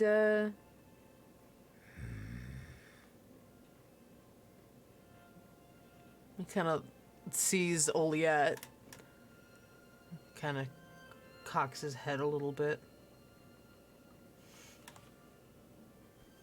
The bunny, you offer the bunny? I don't know. And the bunny very quickly turns back into Evanora. Okay. No, not being offered as a gift. Hello? And it just... No. It's okay, it's okay, it's okay. It's okay. You Spores like, undid? it's okay. Oh, you're continuing to communicate via spores? Yeah. Okay. It's almost easier for her to communicate this way. You are a cloud of spores right now, so yeah. Yeah, it's super easy for me to like just You're like, be like really nope. in touch with your emotions right now. Like you're just like, you are your emotions. This is amazing. Sorry. And the myconid. These are more, just like giving the idea of like kind of her relationship with sniffs in a way, and memories of the Queen of the Vine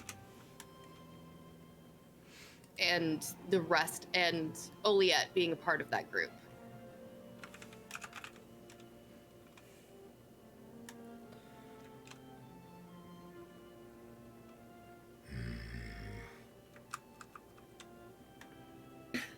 What'd you say? Said Paru, I don't know what to do here. And Evanora jumps in, says, we're travelers looking to, well, I don't know what, there was a vision. Someone had a vision, but they're looking for, they're seeking answers here. And I am... Do you have the book? And I'm seeking to have a nice conversation with someone who is related to my friend Ward. He's at Furborg. He's looking for his cousins.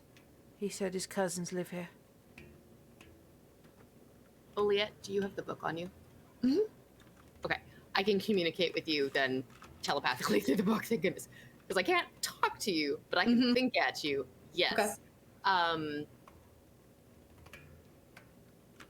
Sent here by visions from the Baba Yaga. It's told to seek out this tree. We are friends of the Fae. Some of us are Fae. That's... I'm basically giving him introductions via my spores because that's how myconids communicate, and it's easier that way. Yep. I swear I'm not just leaving you in the dark. No. It's fine. Okay, so do I need to say anything? Because the look I'm getting, I am not loving. I'm gonna play it cool. Go ahead and let them know about the vision. Okay. Okay. And that we are seeking just a visit. We are not asking to stay long term, but we do have some business that we were told to seek out in the tree. What is the most appropriate way for us to come, the rest of our party to join us? We don't wish to intrude. Yep. Hey, big guy. We are friendly, right? It's all chill. It's all good. We are here because we need to speak to someone who might be able to help us interpret a very important vision. We are not going to stay super long. We just want to talk. Nobody needs to freak out. But also, we would like to honor your culture and customs. What would be the best way for us to receive an invitation to be seen? He kind of leans Haru. down. You realize how tall this fucker is. He's like 8 feet tall. Kind of. Haru gives a memory of what her actual form looks like and being raised by myconids, basically. So he understands that she is communicating in a way that she knows is best to him. I could do the spores thing, I would. I swear. I don't. Different set of gifts. A hand reaches out towards you, Oliette, and there's these little spores that come out. Do you... Just talking back. Do you Okay. breathe in and Them in my direction, I guess. you're not supposed to... Are you supposed to inhale? You're supposed to... Inhale and hold You your have breath. spent time with me in the circle of spores. You know So how this works. you get a vision in your head of a moment in your life, whether it was recent or in your childhood, where you thought, I can't help the way I look. You get that feeling.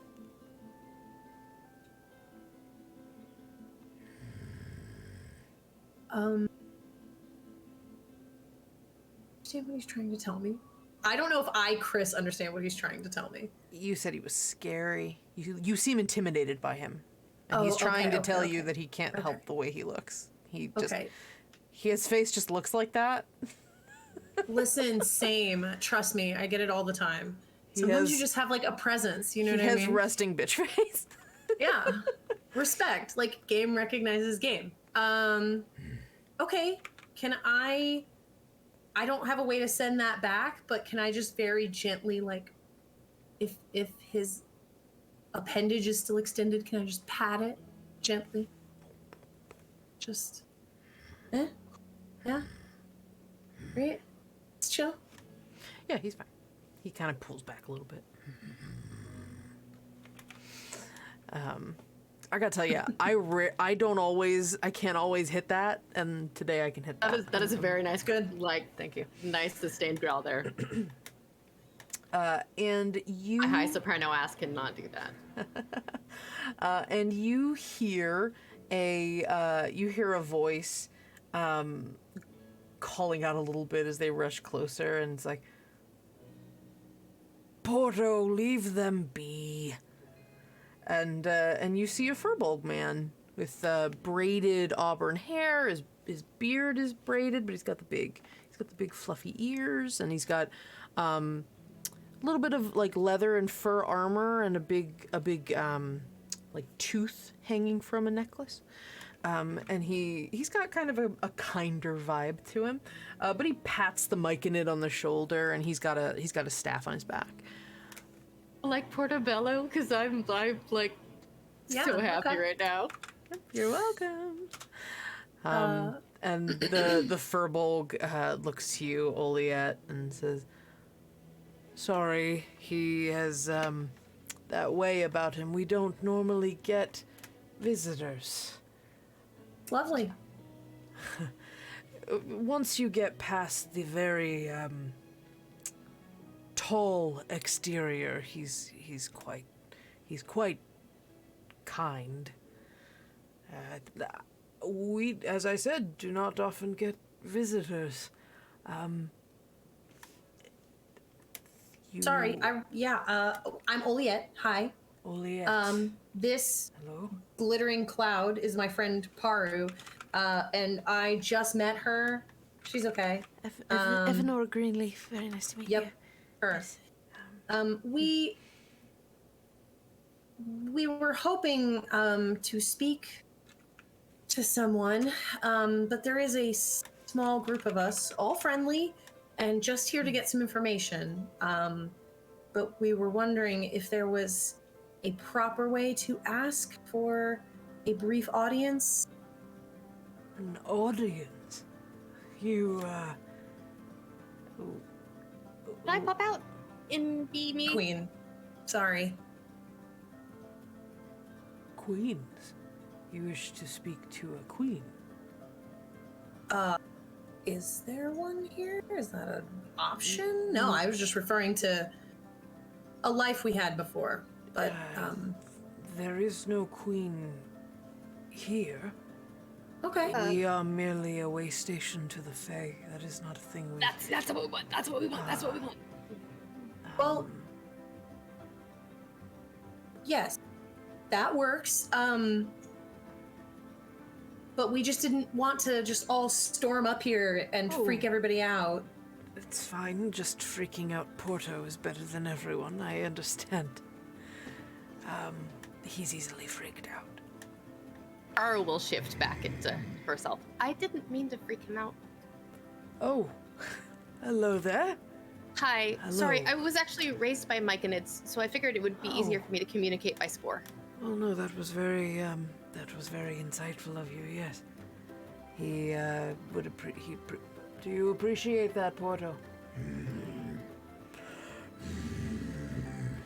That's a very long-winded way of saying yes. I think I love him. Just the switch from fuck to he's my son, my tall son. I love him so much. I was just like, this is Sniffs incarnate. Parter was like, oh, I super get that. You see a couple of other myconids roaming around that also have armor. There's fucking like rainbow one. It's super cool looking. I'm just gonna share it with you in chat. But you see a bunch of these like myconids running around. They seem to be sort of guardian kind of figures here in the tree. Whoa. Yeah, super rad. Whoa. And this one. So anyway, you start. I am Percha. It is good to meet you both. You three. I forget sometimes because I'm the third one. If you intend to, you do intend to speak to the queens, though. That is why you are here. I mean, yes. ultimately, yes. If they would see us. That is We were question. raised by counterparts of theirs, funnily, strangely enough. Counterparts of theirs. Well, It's a very long story. yeah, I don't want to make any assumptions here. But, we kind of, the shortest version is that we were sent by them to see them, which is about as fey as it can get, if we're being honest. So, That is, yes. And I was told by the Baba Yaga that we should come here for passage to the Fae. In a very roundabout fashion. T. I'm Nicosta. If that helps. I am unfamiliar with that word. One of her lineage. But the moment you said Baba Yaga, though, he looks at you like, huh.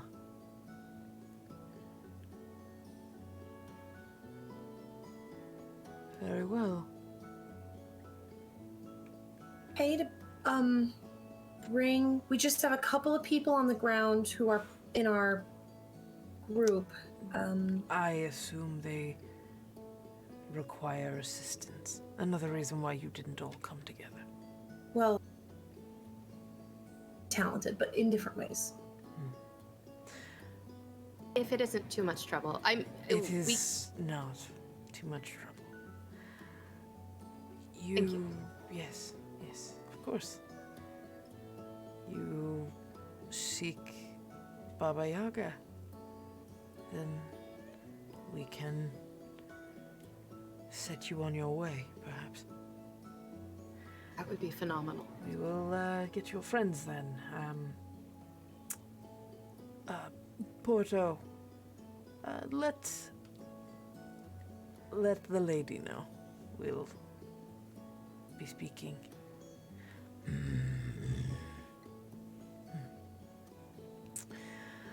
Come with me. We will fetch your friends. Okay. Paro will let a couple of spores head toward Porto's way with basically conveying gratitude and happiness for having met him.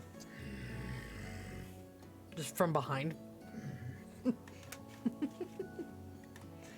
and Percha starts walking you towards the tree.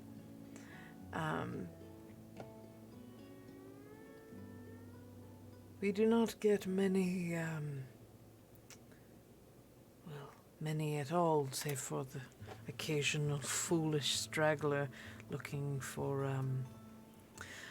There are many children that seem to just wish to reach the tree without much care for what it is or what we are trying to cultivate here. Venora has heard tales of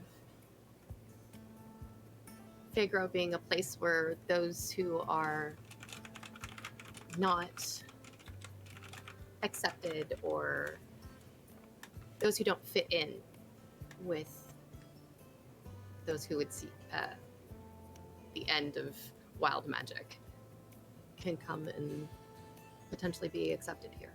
Yes, that is a very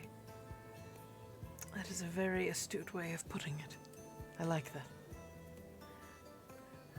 As you're walking... He's a very astute person. Oh, well, I do. She just... Paro just grins at her. cannot handle compliments. And as you're walking forward through the tree, you see several more furbolgs, lots of archers and rangers and druids just kind of going about their business. You see, as you're walking through the tree, there's almost like an opening as you come through, and you realize the tree itself is not like one solid tree. It's like dozens, hundreds of trees like knotted and woven together to make a tree. So you're like in a clearing as you step into the tree, and in the clearing you see more of these sort of shelf mushrooms growing up logs and almost creating like a little, like there's a huge cap, and underneath the cap, after a moment you walk past it and you see these big glowing eyes just slowly watch you go. You realize those logs are actually arms, and it's just watching you. This huge creature. It doesn't do anything, just watches you. And Oliette, you see this giant creature, like maybe part of the tree, maybe not part of the tree. It's very confusing, and you almost step on something in front of you. And you see this little, like, you think it might be like sticking its tongue out at you, but you're not sure. It looks almost like a hummingbird proboscis. It's like a little goblin thing in butterfly colors with like butterfly wings for ears. And it's just like... That is a friend, and I love that. And like walks by. I'll give you these pictures. I have such good pictures for the Fagro area. You. Sorry, it's a little intense. Apologies. It's a little scarier than I think I meant it to be. Look at that, actually. That's triggering something in me. Oops. Sorry. It's okay. It's okay. Anyway, so you you continue moving through the tree, and you start following some of the branches downward, like almost like a little ramp starting downward.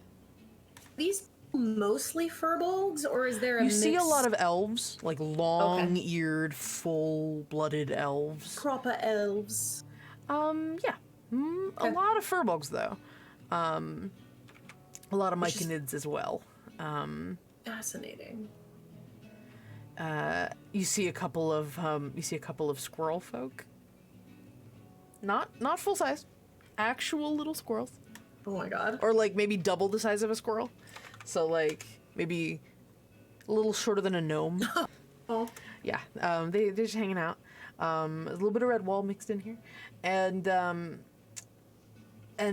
Percha eventually kind of passes a few more of these elves, kind of nods at them. They're all looking at you all a little curiously, because you obviously aren't from around here. How is it you came to know the name Baba Yaga?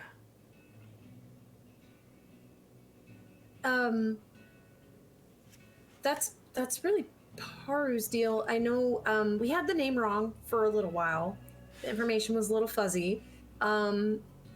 But my uncle is actually quite an accomplished scholar and helped us find some information. That is a name not often found in books. It is well, I do not wish to call it a secret, but it is not kept in the open. Yeah. That is as if you seek a queen and you are on a first name basis. Yeah, I suppose that's fair. It's just we are hoping to find answers, and she's been fairly reliable thus far, at least for Paru. But that might have something to do with the whole, Reliable is a challenging word to use where she is concerned. If she has been a reliable companion on your journey, then you are quite reliable in that we haven't died yet. She's not exactly the easiest to get a hold of. No, I would not imagine so. Paru, tell him about the tea. Paru goes into her bag and actually pulls out the teacup she still has. And so, when I was younger, I, like many kids, had a secret hideout. And I made this teapot and I would pour imaginary tea into it. But tea always came out of the pot, even if I didn't put anything in it. But it was always hot and warm, and steam would rise from it.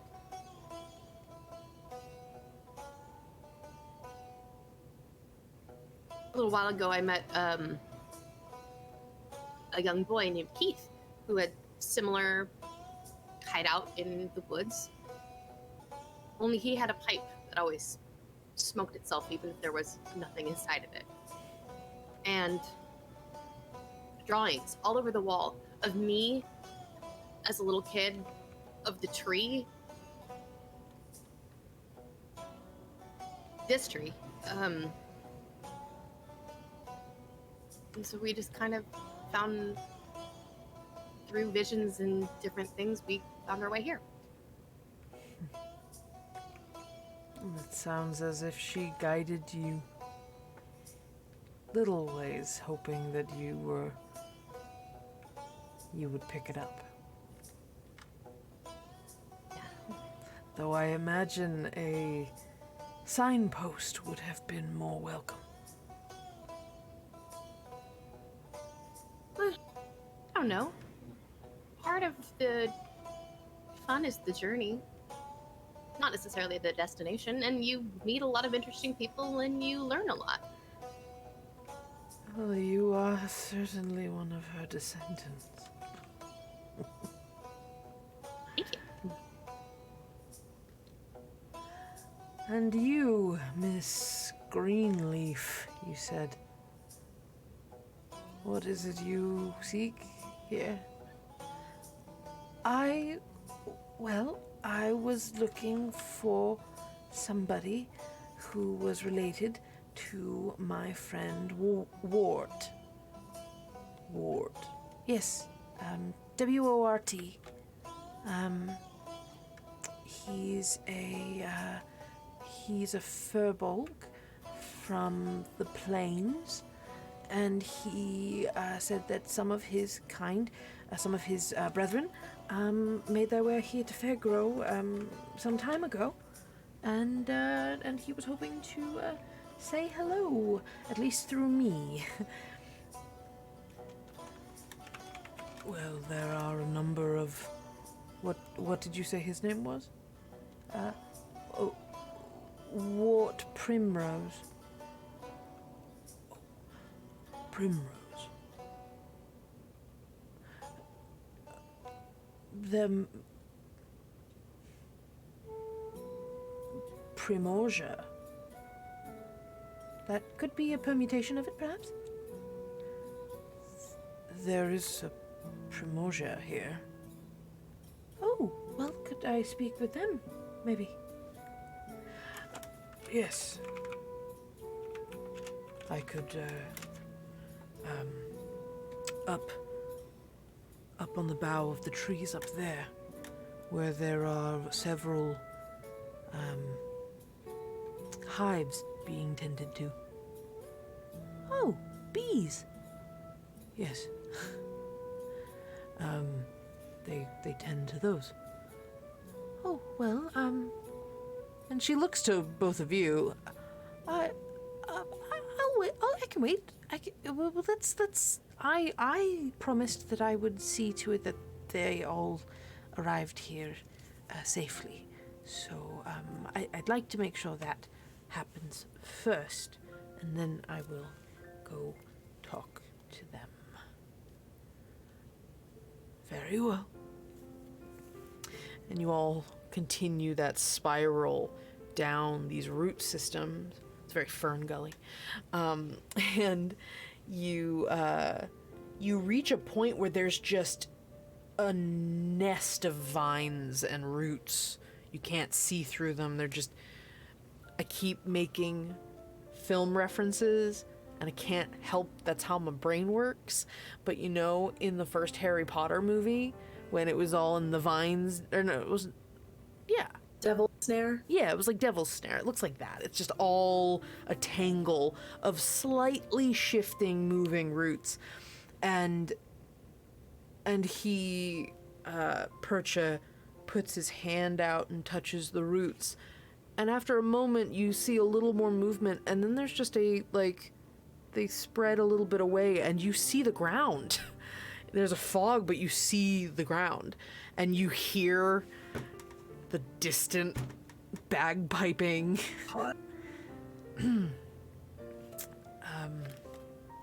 You see Percha also makes a face. And Evanora says, sorry for them. No, it's fine. They don't bother us. We don't bother them. So you need to get your friends. They're not the... Not those ones. No, we don't know them. Okay. I mean, we were introduced, but that's about it. Not that that would have made a difference, but Sure. I am Nope. relieved. Mm-hmm. Nope. It's those ones over. You can't really make them out from here, but there's two little kittens, and there's another young lady over there, and then a couple of fellas as well. They're a little group off to the side. Ah, well, let's give them a bit of a boost then, shall we? And you watch as a bunch of the roots follow Perch's like hand motion, and you see a massive pair of roots just kind of untangle and reach down, creating almost like a little braid effect, and it's almost like a big ramp up to the tree. And as they touch down, they kind of pierce the ground. And Harland, you see this massive pair of vines, a little reminiscent of the experience you saw in the armor, but this is gentle. This is welcoming. This is not aggressive. And the kittens, both kind of like, oh. Okay, I guess that's a come on up kind of vibe, right? Sure seems that way. Okay. Yeah. Come on, you two. Let's go. But you wanted to go up. Come on. Yeah, you get to just fine. Toshi, you can climb now. All right. Yeah. Okay. And he kind of scrambles up in that way that like little kids scramble on all fours upstairs. And Beza comes up behind the group, and you all start climbing, and this sort of slightly uneasy feeling as you're climbing because the roots have dug into the ground, but the tree's still technically moving. So like very slowly, but you feel the movement a little bit as you're getting up, and Verlaine kind of like whispers to the kids like, go faster, go faster.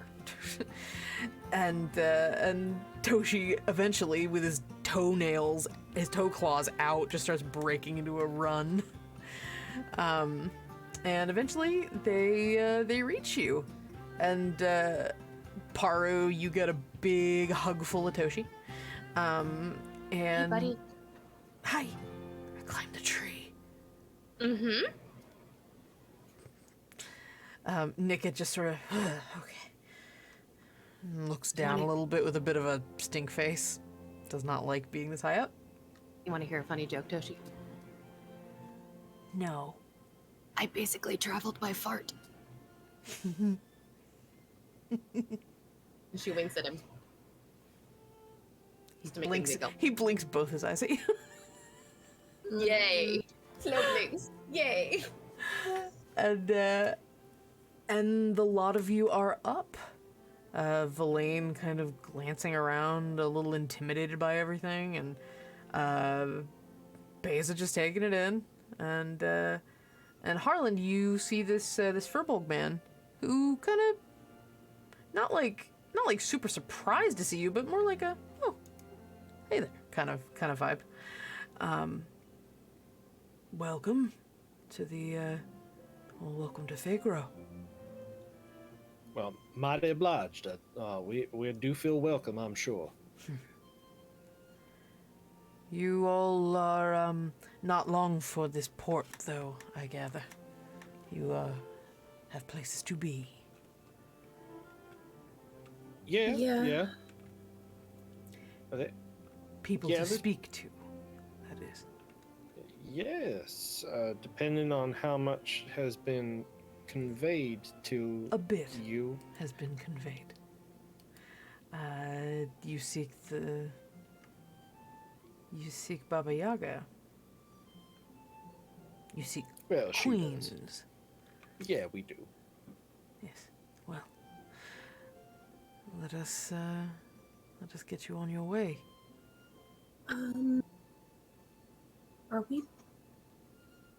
Are Are we bringing the kittens to the Feywild? We didn't talk about this. We didn't. That We're is a not good leaving question. here. Are they safer here with this gentle people than they might be in the Upside Down, essentially? I mean, I'm all for. If you're gonna leave them, I'm staying with them. Indicating that we necessarily leave them. It just only occurs to me that we didn't discuss it. No, I know. My point still stands. If you want to leave them here, I can keep an eye on them. But do you want to come? I want to. I mean, yeah, but Then If we We think that can- won't be an issue, then fine. But Verlaine has this kind of like look on his face. We can all protect them together better than one of us alone. Okay. Yeah. Besides, what if something happens and everything goes to shit and we're separated?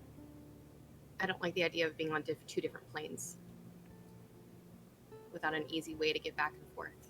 The book is one thing, but an actual shift into the real Feywild that we can't just easily pop back from, that's a whole that's what I mean. Like, Yeah. that's a place we don't know that we're safe. We don't have allies there. But at least we're together. Okay, so there's one small thing, just real small. I remember Mama telling stories about the Feywild, and that you shouldn't eat anything while you're there. Balsho shouldn't tell anybody your name. Toshi is doomed.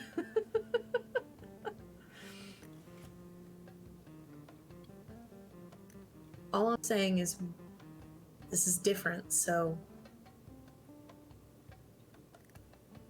head on a swivel, I guess.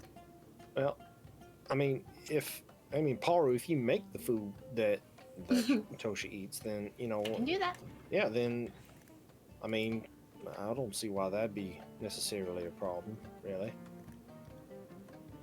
Okay. Yeah, I think we just need to be cautious.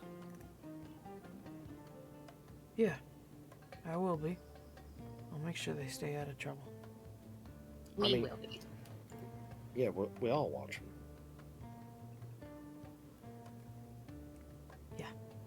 Okay. Sorry.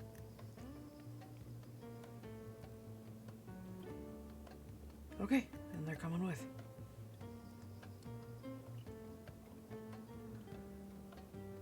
Ready. And so, Percha, Evanora says, well, this may be where we part ways then, I suppose. Oh, Evanor, I did want to thank you for your for your. I don't know why I have my. I realized I didn't need to speak to you out loud. What? Don't worry about it. Don't worry none. It's just me being me. I wanted you to have something because I just thought that you might appreciate it. And since we didn't need it, yeah. And so he will look for the flower, one of the flowers that they pressed from the field that the tree came from, Okay. and like just pass her one of the pressed flowers. This is... And she kind of stares at it for a little bit. This is from the fallen fields. If that's what they're called, sure. I mean, there was a lot of stuff that looks like it had fallen a ways ago. But yeah, I mean, It's lovely, thank you. I appreciate it. Thank you, Holland. And she kind of holds the pressed flower in her hand, and she casts Druidcraft, and the flower sort of kind of reblooms.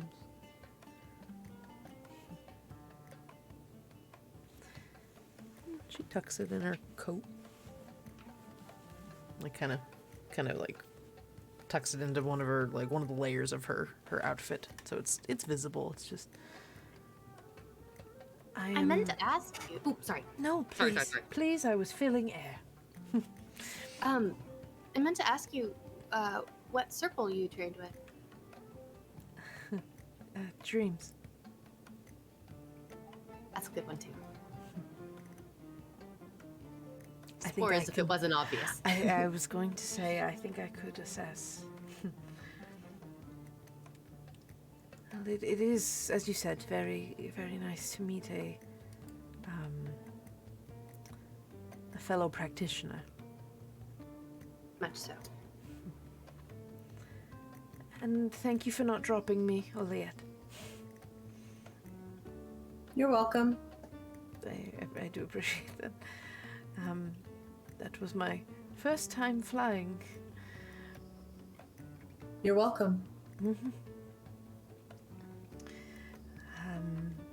Well, I have some greetings to give. I'll have to see how that goes. One word at a time. I'll try to remember that. Please have a safe journey. It's not a small task you undertake. And you seem to have good heads on your shoulders, so just trust your guts. Thank you. If we have good heads on our show, we trust our. Trust both of them. What? Pay attention to your own instincts. Which one do I pay more attention to? Whichever is it one's yelling louder at the time.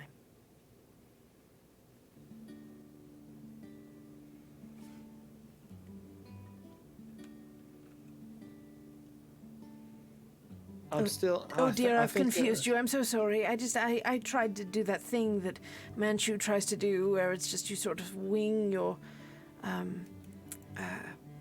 advice and make it sound very insightful and deep when you're really just saying whatever. No, I think this is more on me than it is on you. Oh, okay, good. I'm Anyway, sure. I'm gonna go. I'm gonna go talk to some people that I don't know, who don't know me and have no idea I'm coming. It'll be very relaxing, I'm sure. Just be your ever charming self, and it will go just fine. You could always write it down. That's not a bad thought. I will. I don't have any paper. And she just starts walking as she's muttering to herself. She was.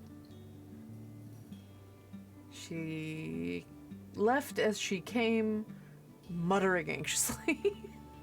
And adorable. Thank you, Lane, for Evanora. Thank you. And Percha, the Furbolg, starts leading you all in a different direction in the tree.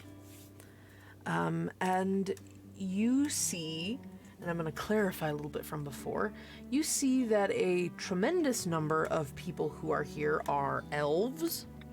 You see Furbolgs. You see lots of myconids. And you also see some animal folk. And you see a few bug folk. Like big beetle people.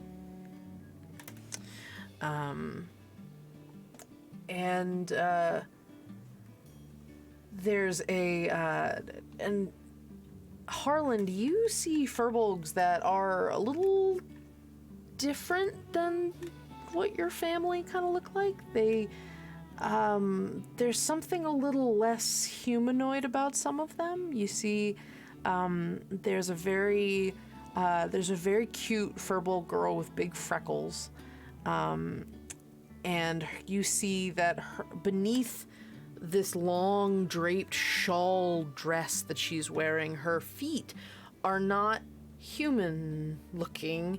They're almost like, what's the word for it? Like, her heel is more of like a backward knee. There's this kind of like odd cadence, like way of her moving. It's just like her fingers are really long. She might have 4 instead of 5. It's just, there's just different, like slightly different configurations of body types among the furbolgs here. You see a number of them have, there's different shades of them. They're not all blue. Some of them are a little more teal. Some of them are pink. You see one particular woman who is, I hate to attack Kyle and Tessa in the same No, you breath. don't. You love it. There is a furbolg woman who basically looks like Scarlett O'Hara, but her dress is made of mushrooms. Rude. Like I said, So rude. just felt like attacking both of you right now. Yeah. No. See, felt like attacking is very different than sorry for attacking. Oh Let me no, just I'm not sorry. get that down. I'm Yeah. not sorry anymore. Yeah. So you see all of the, there's a few satyr-looking folk, like tieflings that have a bit more goatness to them. Anything that's kind of fey-touched. And Percha doesn't really say a ton as you're walking unless you actually, like, engage him in conversation. Otherwise, he's just, like, walking you around this massive spiral tree. It's like maze of a building slash organism. So, how long y'all been up in the tree? You been living up here? As long as the tree has been here. And we do not know that. So there was only like one of you at first. Because I bet the tree, it was real small back then. The tree was a gift to this world. From who? Well, I believe you wished to speak with them yourself. Perhaps you can ask. Oh.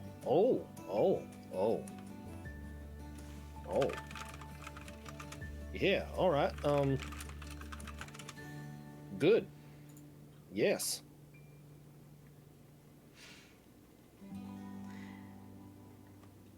What you're asking to do, speak to the queens of Fae. Mm-hmm. That is not something that is just done on a whim. It is not something that you merely make an introduction. They are, well, I do not have the words to describe them, but the lady will. And 2 of her court are always in attendance in the tree.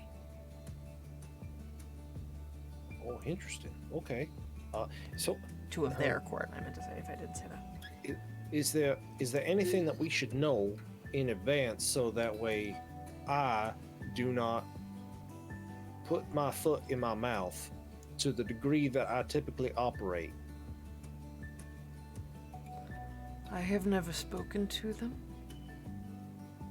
I have never dared. Nor do I have anything with which I think they would deign to hear. But okay, let me phrase it in a different way. Are there things that we should definitely not do? when you speak to them, treat them as if you are meeting royalty, but also as if you are approaching a wild animal. Wary all right. and That's respectful. very valid. Yeah, okay. Yeah, Base is real good at that. Wary and respectful. Yeah, just like she talked to the Clockwork Authority. It was great. Worked out real well. I mean, approaching wild animals. Oh, okay.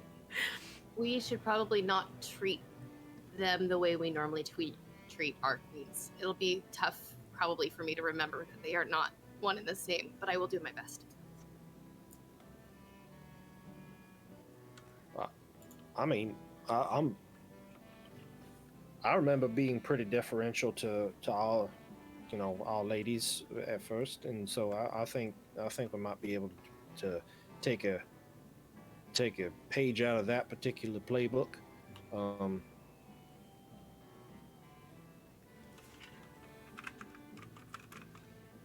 I'm more of a man of the people than I am a man of speaking to highfalutin, your majesties. I spoke with one on a regular basis, but she was also more of a lady of the people. The whole serving alcohol and While they're having this conversation, are we still walking and talking? Yes. Okay. I'm going to just link an arm through Villain, like don't let me fall. And I'm gonna pull out the book and try to write while we are walking. Okay. Toshi, come, don't wander. And I will just write, drawing nearer.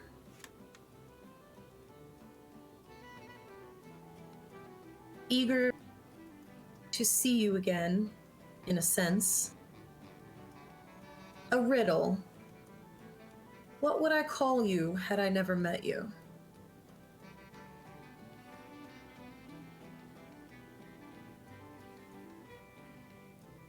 And just wait and hope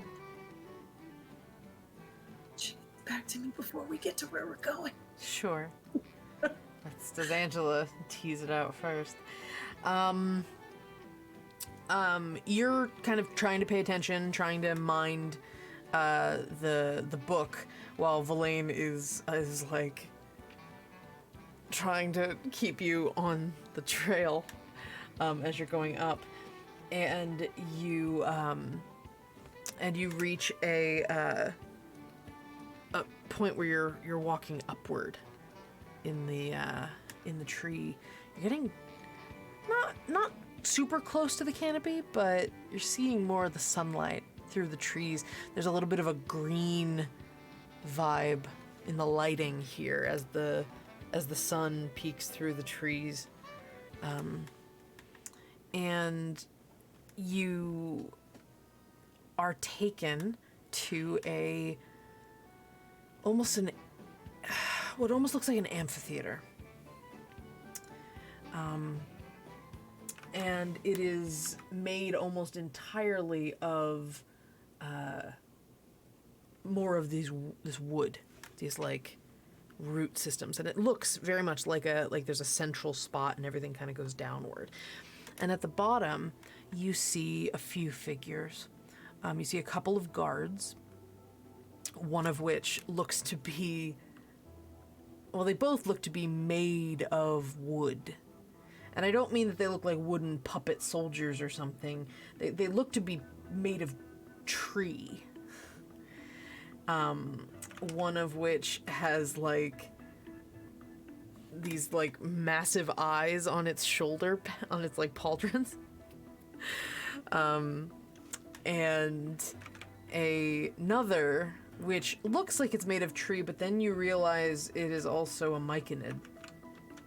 These massive, like layered, tapered pieces of mushroom cap, and a very large greatsword made of wood, sharpened, at at its feet. And between those two guards, you see another pair of people. You see a almost owl-like figure. And you see a tiefling, but the tiefling's got more of a goat or a horse-like vibe to them, and this very, very neat sort of twisted mustache with little beads hanging down. If you've seen a Kirin, it almost looks like, and their horns are more antler-like. It almost looks like a fey tiefling. And the two, like the one that looks like an owl but isn't an owl, has a pair of little round spectacles on their nose, and the fey tiefling has a bit more of a like sage-like quality to them. They've got these long robes on, and they both look up to you all as Percha leads you in. This would be your introduction, as best I can manage it. Thank you. How do we address them? They are the I lost the word in my head. Emissaries? Yes, thank you. That was very good. Thank you, Kyle. They actually no. There's another word. Hold on.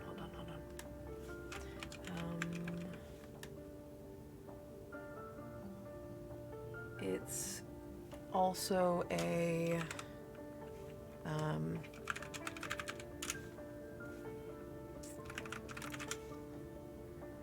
Like a similar word? yeah, I found it recently that I was going to use. It's fine. That's fine for now. Or envoy is fine too. Oliette, you check your book. You've been checking it every like 30 seconds. And there is a response.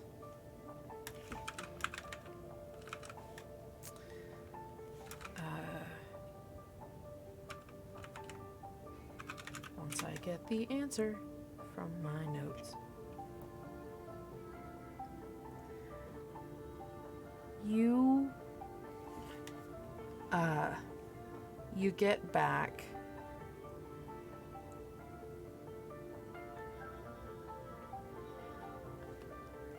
you did greet me when we first met.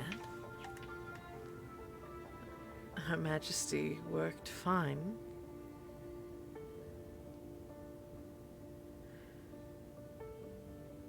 But if you were to find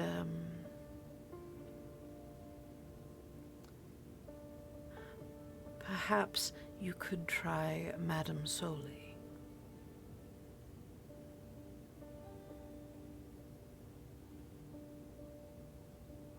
I can only imagine there's just this sense of like, oh, I don't know. It's so hard to put into words. Like, Oliette kind of like runs her fingers across the pages, just pretending for a split second that it's the lace of her gown. Mm-hmm. And then closes the book. And will turn to the two individuals in front and curtsy. As unironically as is possible. And they both look at you with some mix of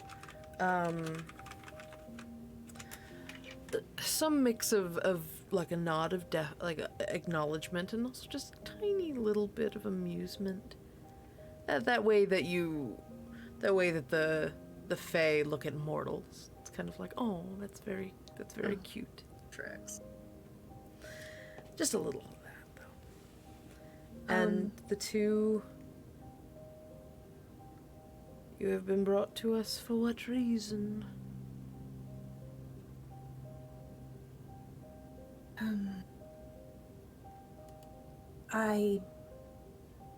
Please forgive if we don't know the proper titles, but we have been sent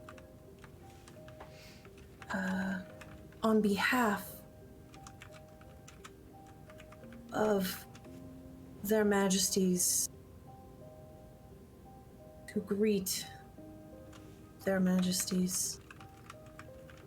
We seek an audience with Her Grace, Madame Soli.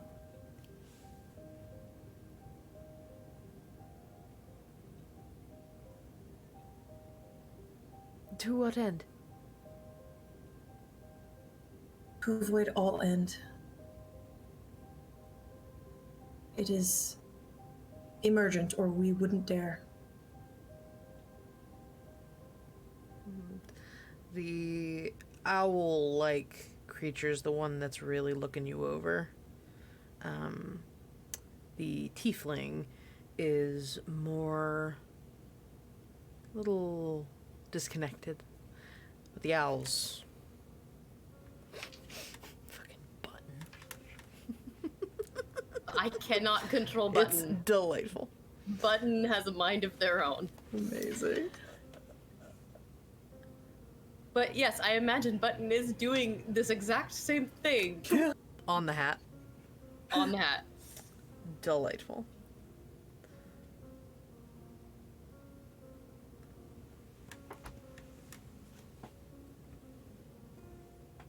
Do you have the book out? It's in my hand. It's in your hand? It's not open. Sure. Mortals, coming to the tree, coming to the gateway to our lands, seeks an audience. That's simple. Well, when you put it that way. The tiefling says, that was the one that spoke first, has that sort of more dreamy quality to their voice.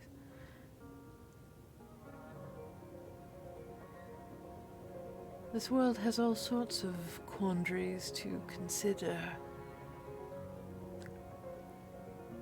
Ticking of a clock. Sounding of a bell.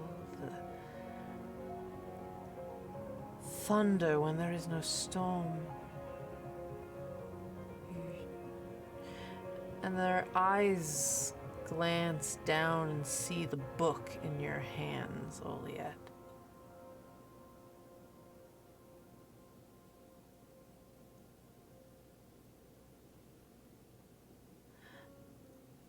And they extend their very long fingers and sort of beckon you to come forward.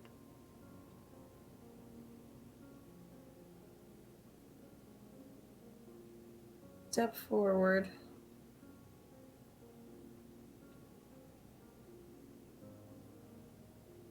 That.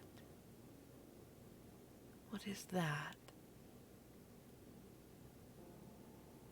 This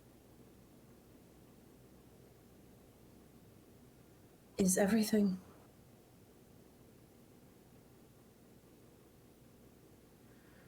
And the tiefling steps forward and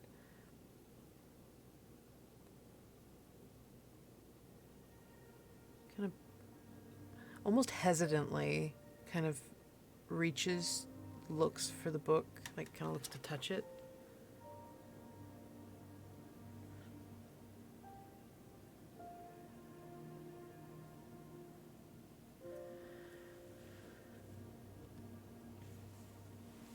What do you wish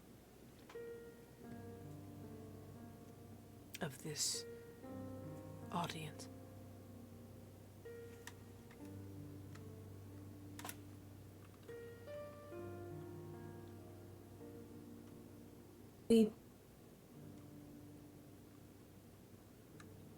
We have been sent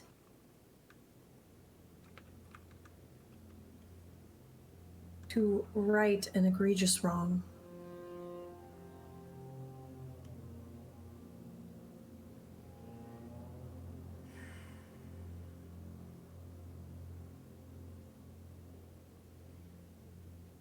Are you followed?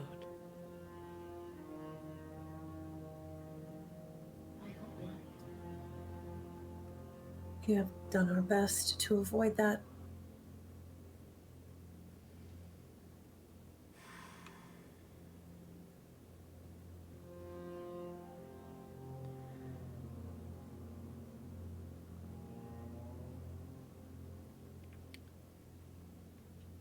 Very well.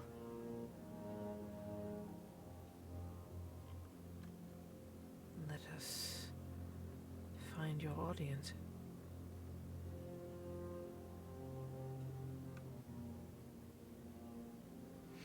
And again, this is the tiefling that was very dreamy and disconnected before. It's very much changed their tone. And they turn to the walls of the tree in front of them. And this knotted, twisted looking, just looks like a barrier.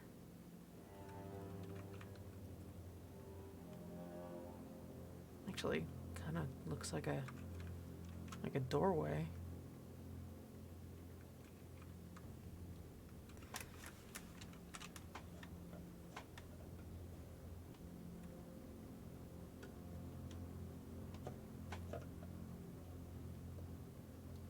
Do you know where you seek to go?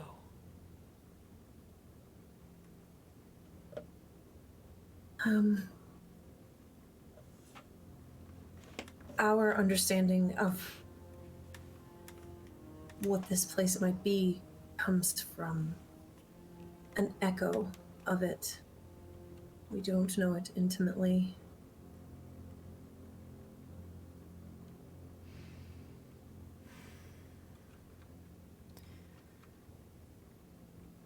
What you seek is not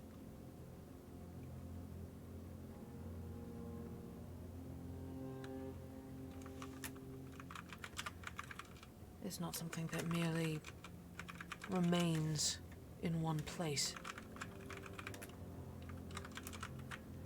It is not stationary. I mean, we found the tree. It's not really stationary. You found a tree in a mortal plane. We have assistance on the other side.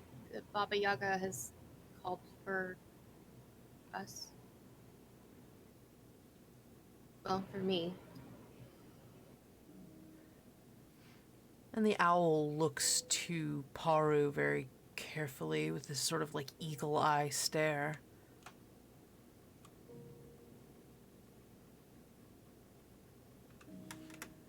And puts out a clawed hand to you, waiting.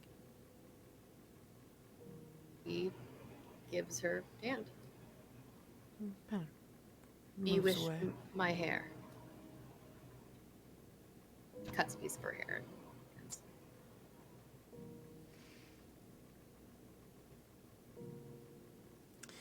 And the owl turns to this doorway you see sort of almost sculpted in the vines.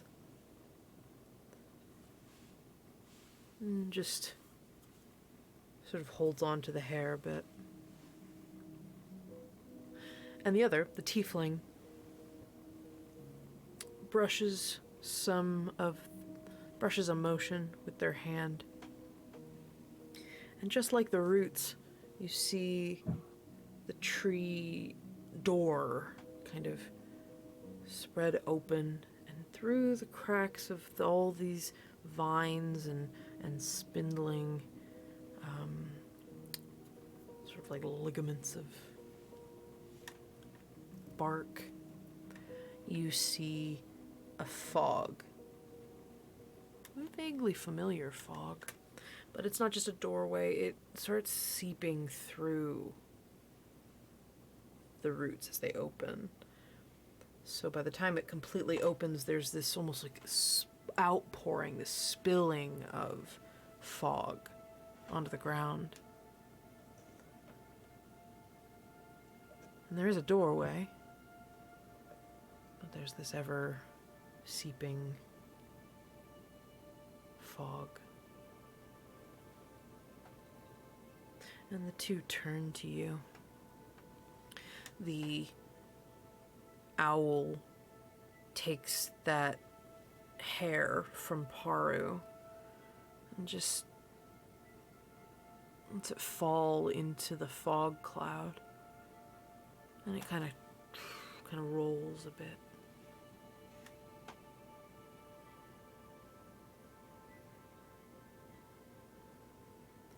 Few enter the Fae with a trajectory.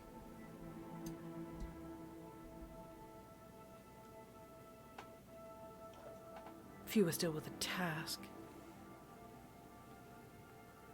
You have both. Make good use of it. Thank you. And they step aside.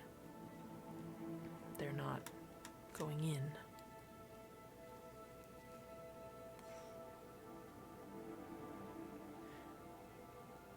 And you watch as Toshi and Nickit look a little wary.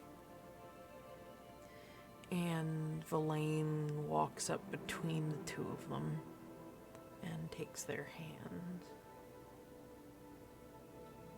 And kind of squeezes them a little bit.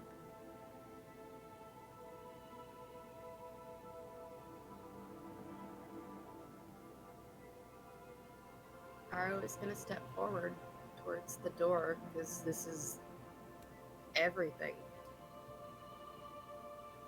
Okay. And Paru steps towards the door. The fog takes over waist height pretty quickly. And then she just passes through. I would go quickly. She is your guide. All right. Harlan will grab Oliette's hand and give it a squeeze and start moving forward quickly. Okay. And Verlaine's behind you with the kids. And you all feel this series of temperatures through the fog. Starts as heat. For a moment, like a flash of far too much heat. And then it chills to a sudden, very intense chill. And then it mellows. It turns into a humidity that you weren't expecting. And as you walk through and the smoke kind of clears, the fog clears a little, you feel marsh under your feet. And there's a swamp in front of you, or a marshy forest. There's water, a couple inches tall, long grasses, huge trees.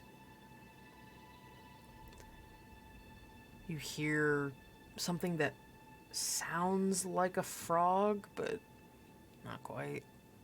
Something that sounds like bugs, not quite. Sounds like birds, not quite. Everything's a little off. Nothing's quite familiar. You hear rustling just kind of everywhere, like the place is alive.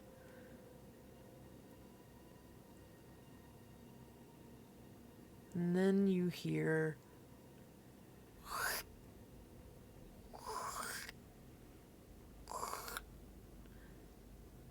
like something pushing through the marsh.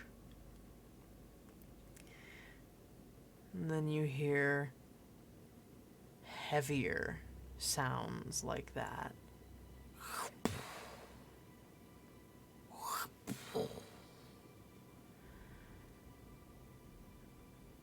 And It's probably nothing to worry about, right?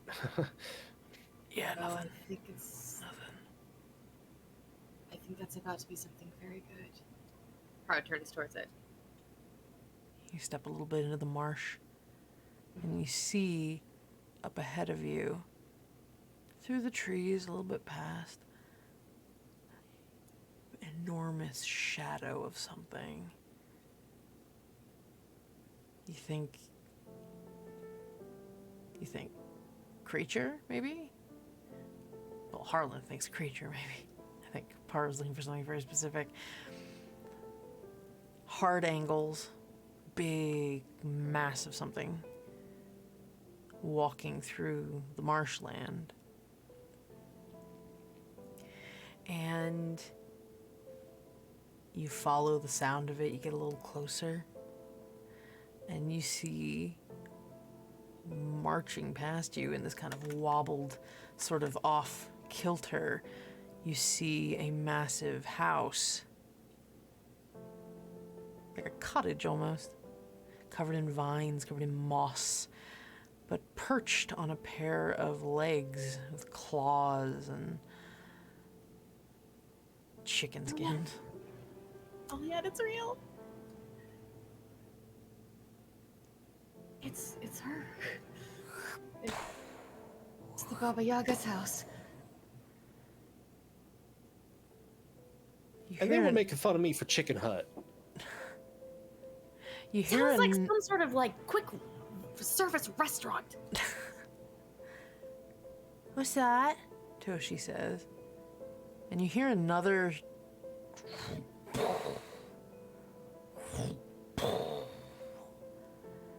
And you look behind the house.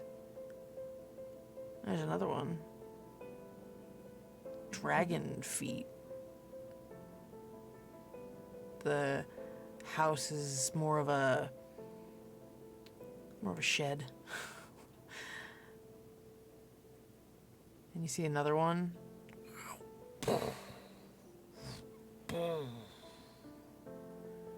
It's got a more of a frog kind of vibe to it. It's a little. And you see another one. Another one, there's like a herd of them. There's 6 of them. I was wondering if there was 6 of them.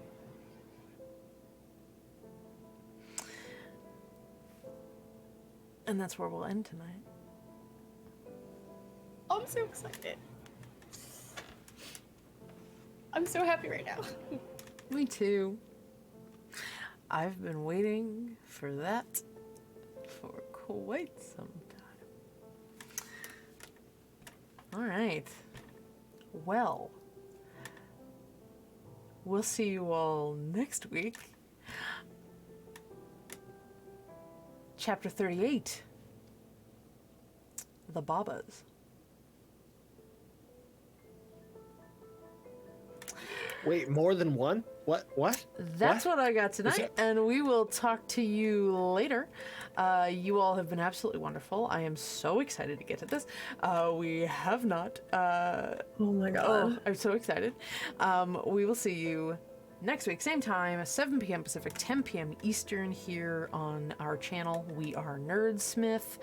And please follow us here or follow us on Twitter, and you'll get a heads up when we go live. Because you're not going to want to, if you're excited about tonight, you're not going to want to miss next week. As we do a little bit of lore drop for our little Nakosta and friends. All right, Excited. everybody, you are wonderful. Have a wonderful rest of your night. Have a wonderful rest of your week. If you haven't filled out your survey for the dragon pins, please do. Our Kickstarter is trying to wrap up. We're trying to get by the end of the month. Our surveys will be locked, so make sure you get your stuff in. 4 Because we days, would 4 like days. to get our orders done quickly so we can get our kick-ass pins in your hands. All right, everybody. Take care of yourselves. Make good choices. And please please do us a favor and be good to each other. And we will see you all next time on Shenanigoons.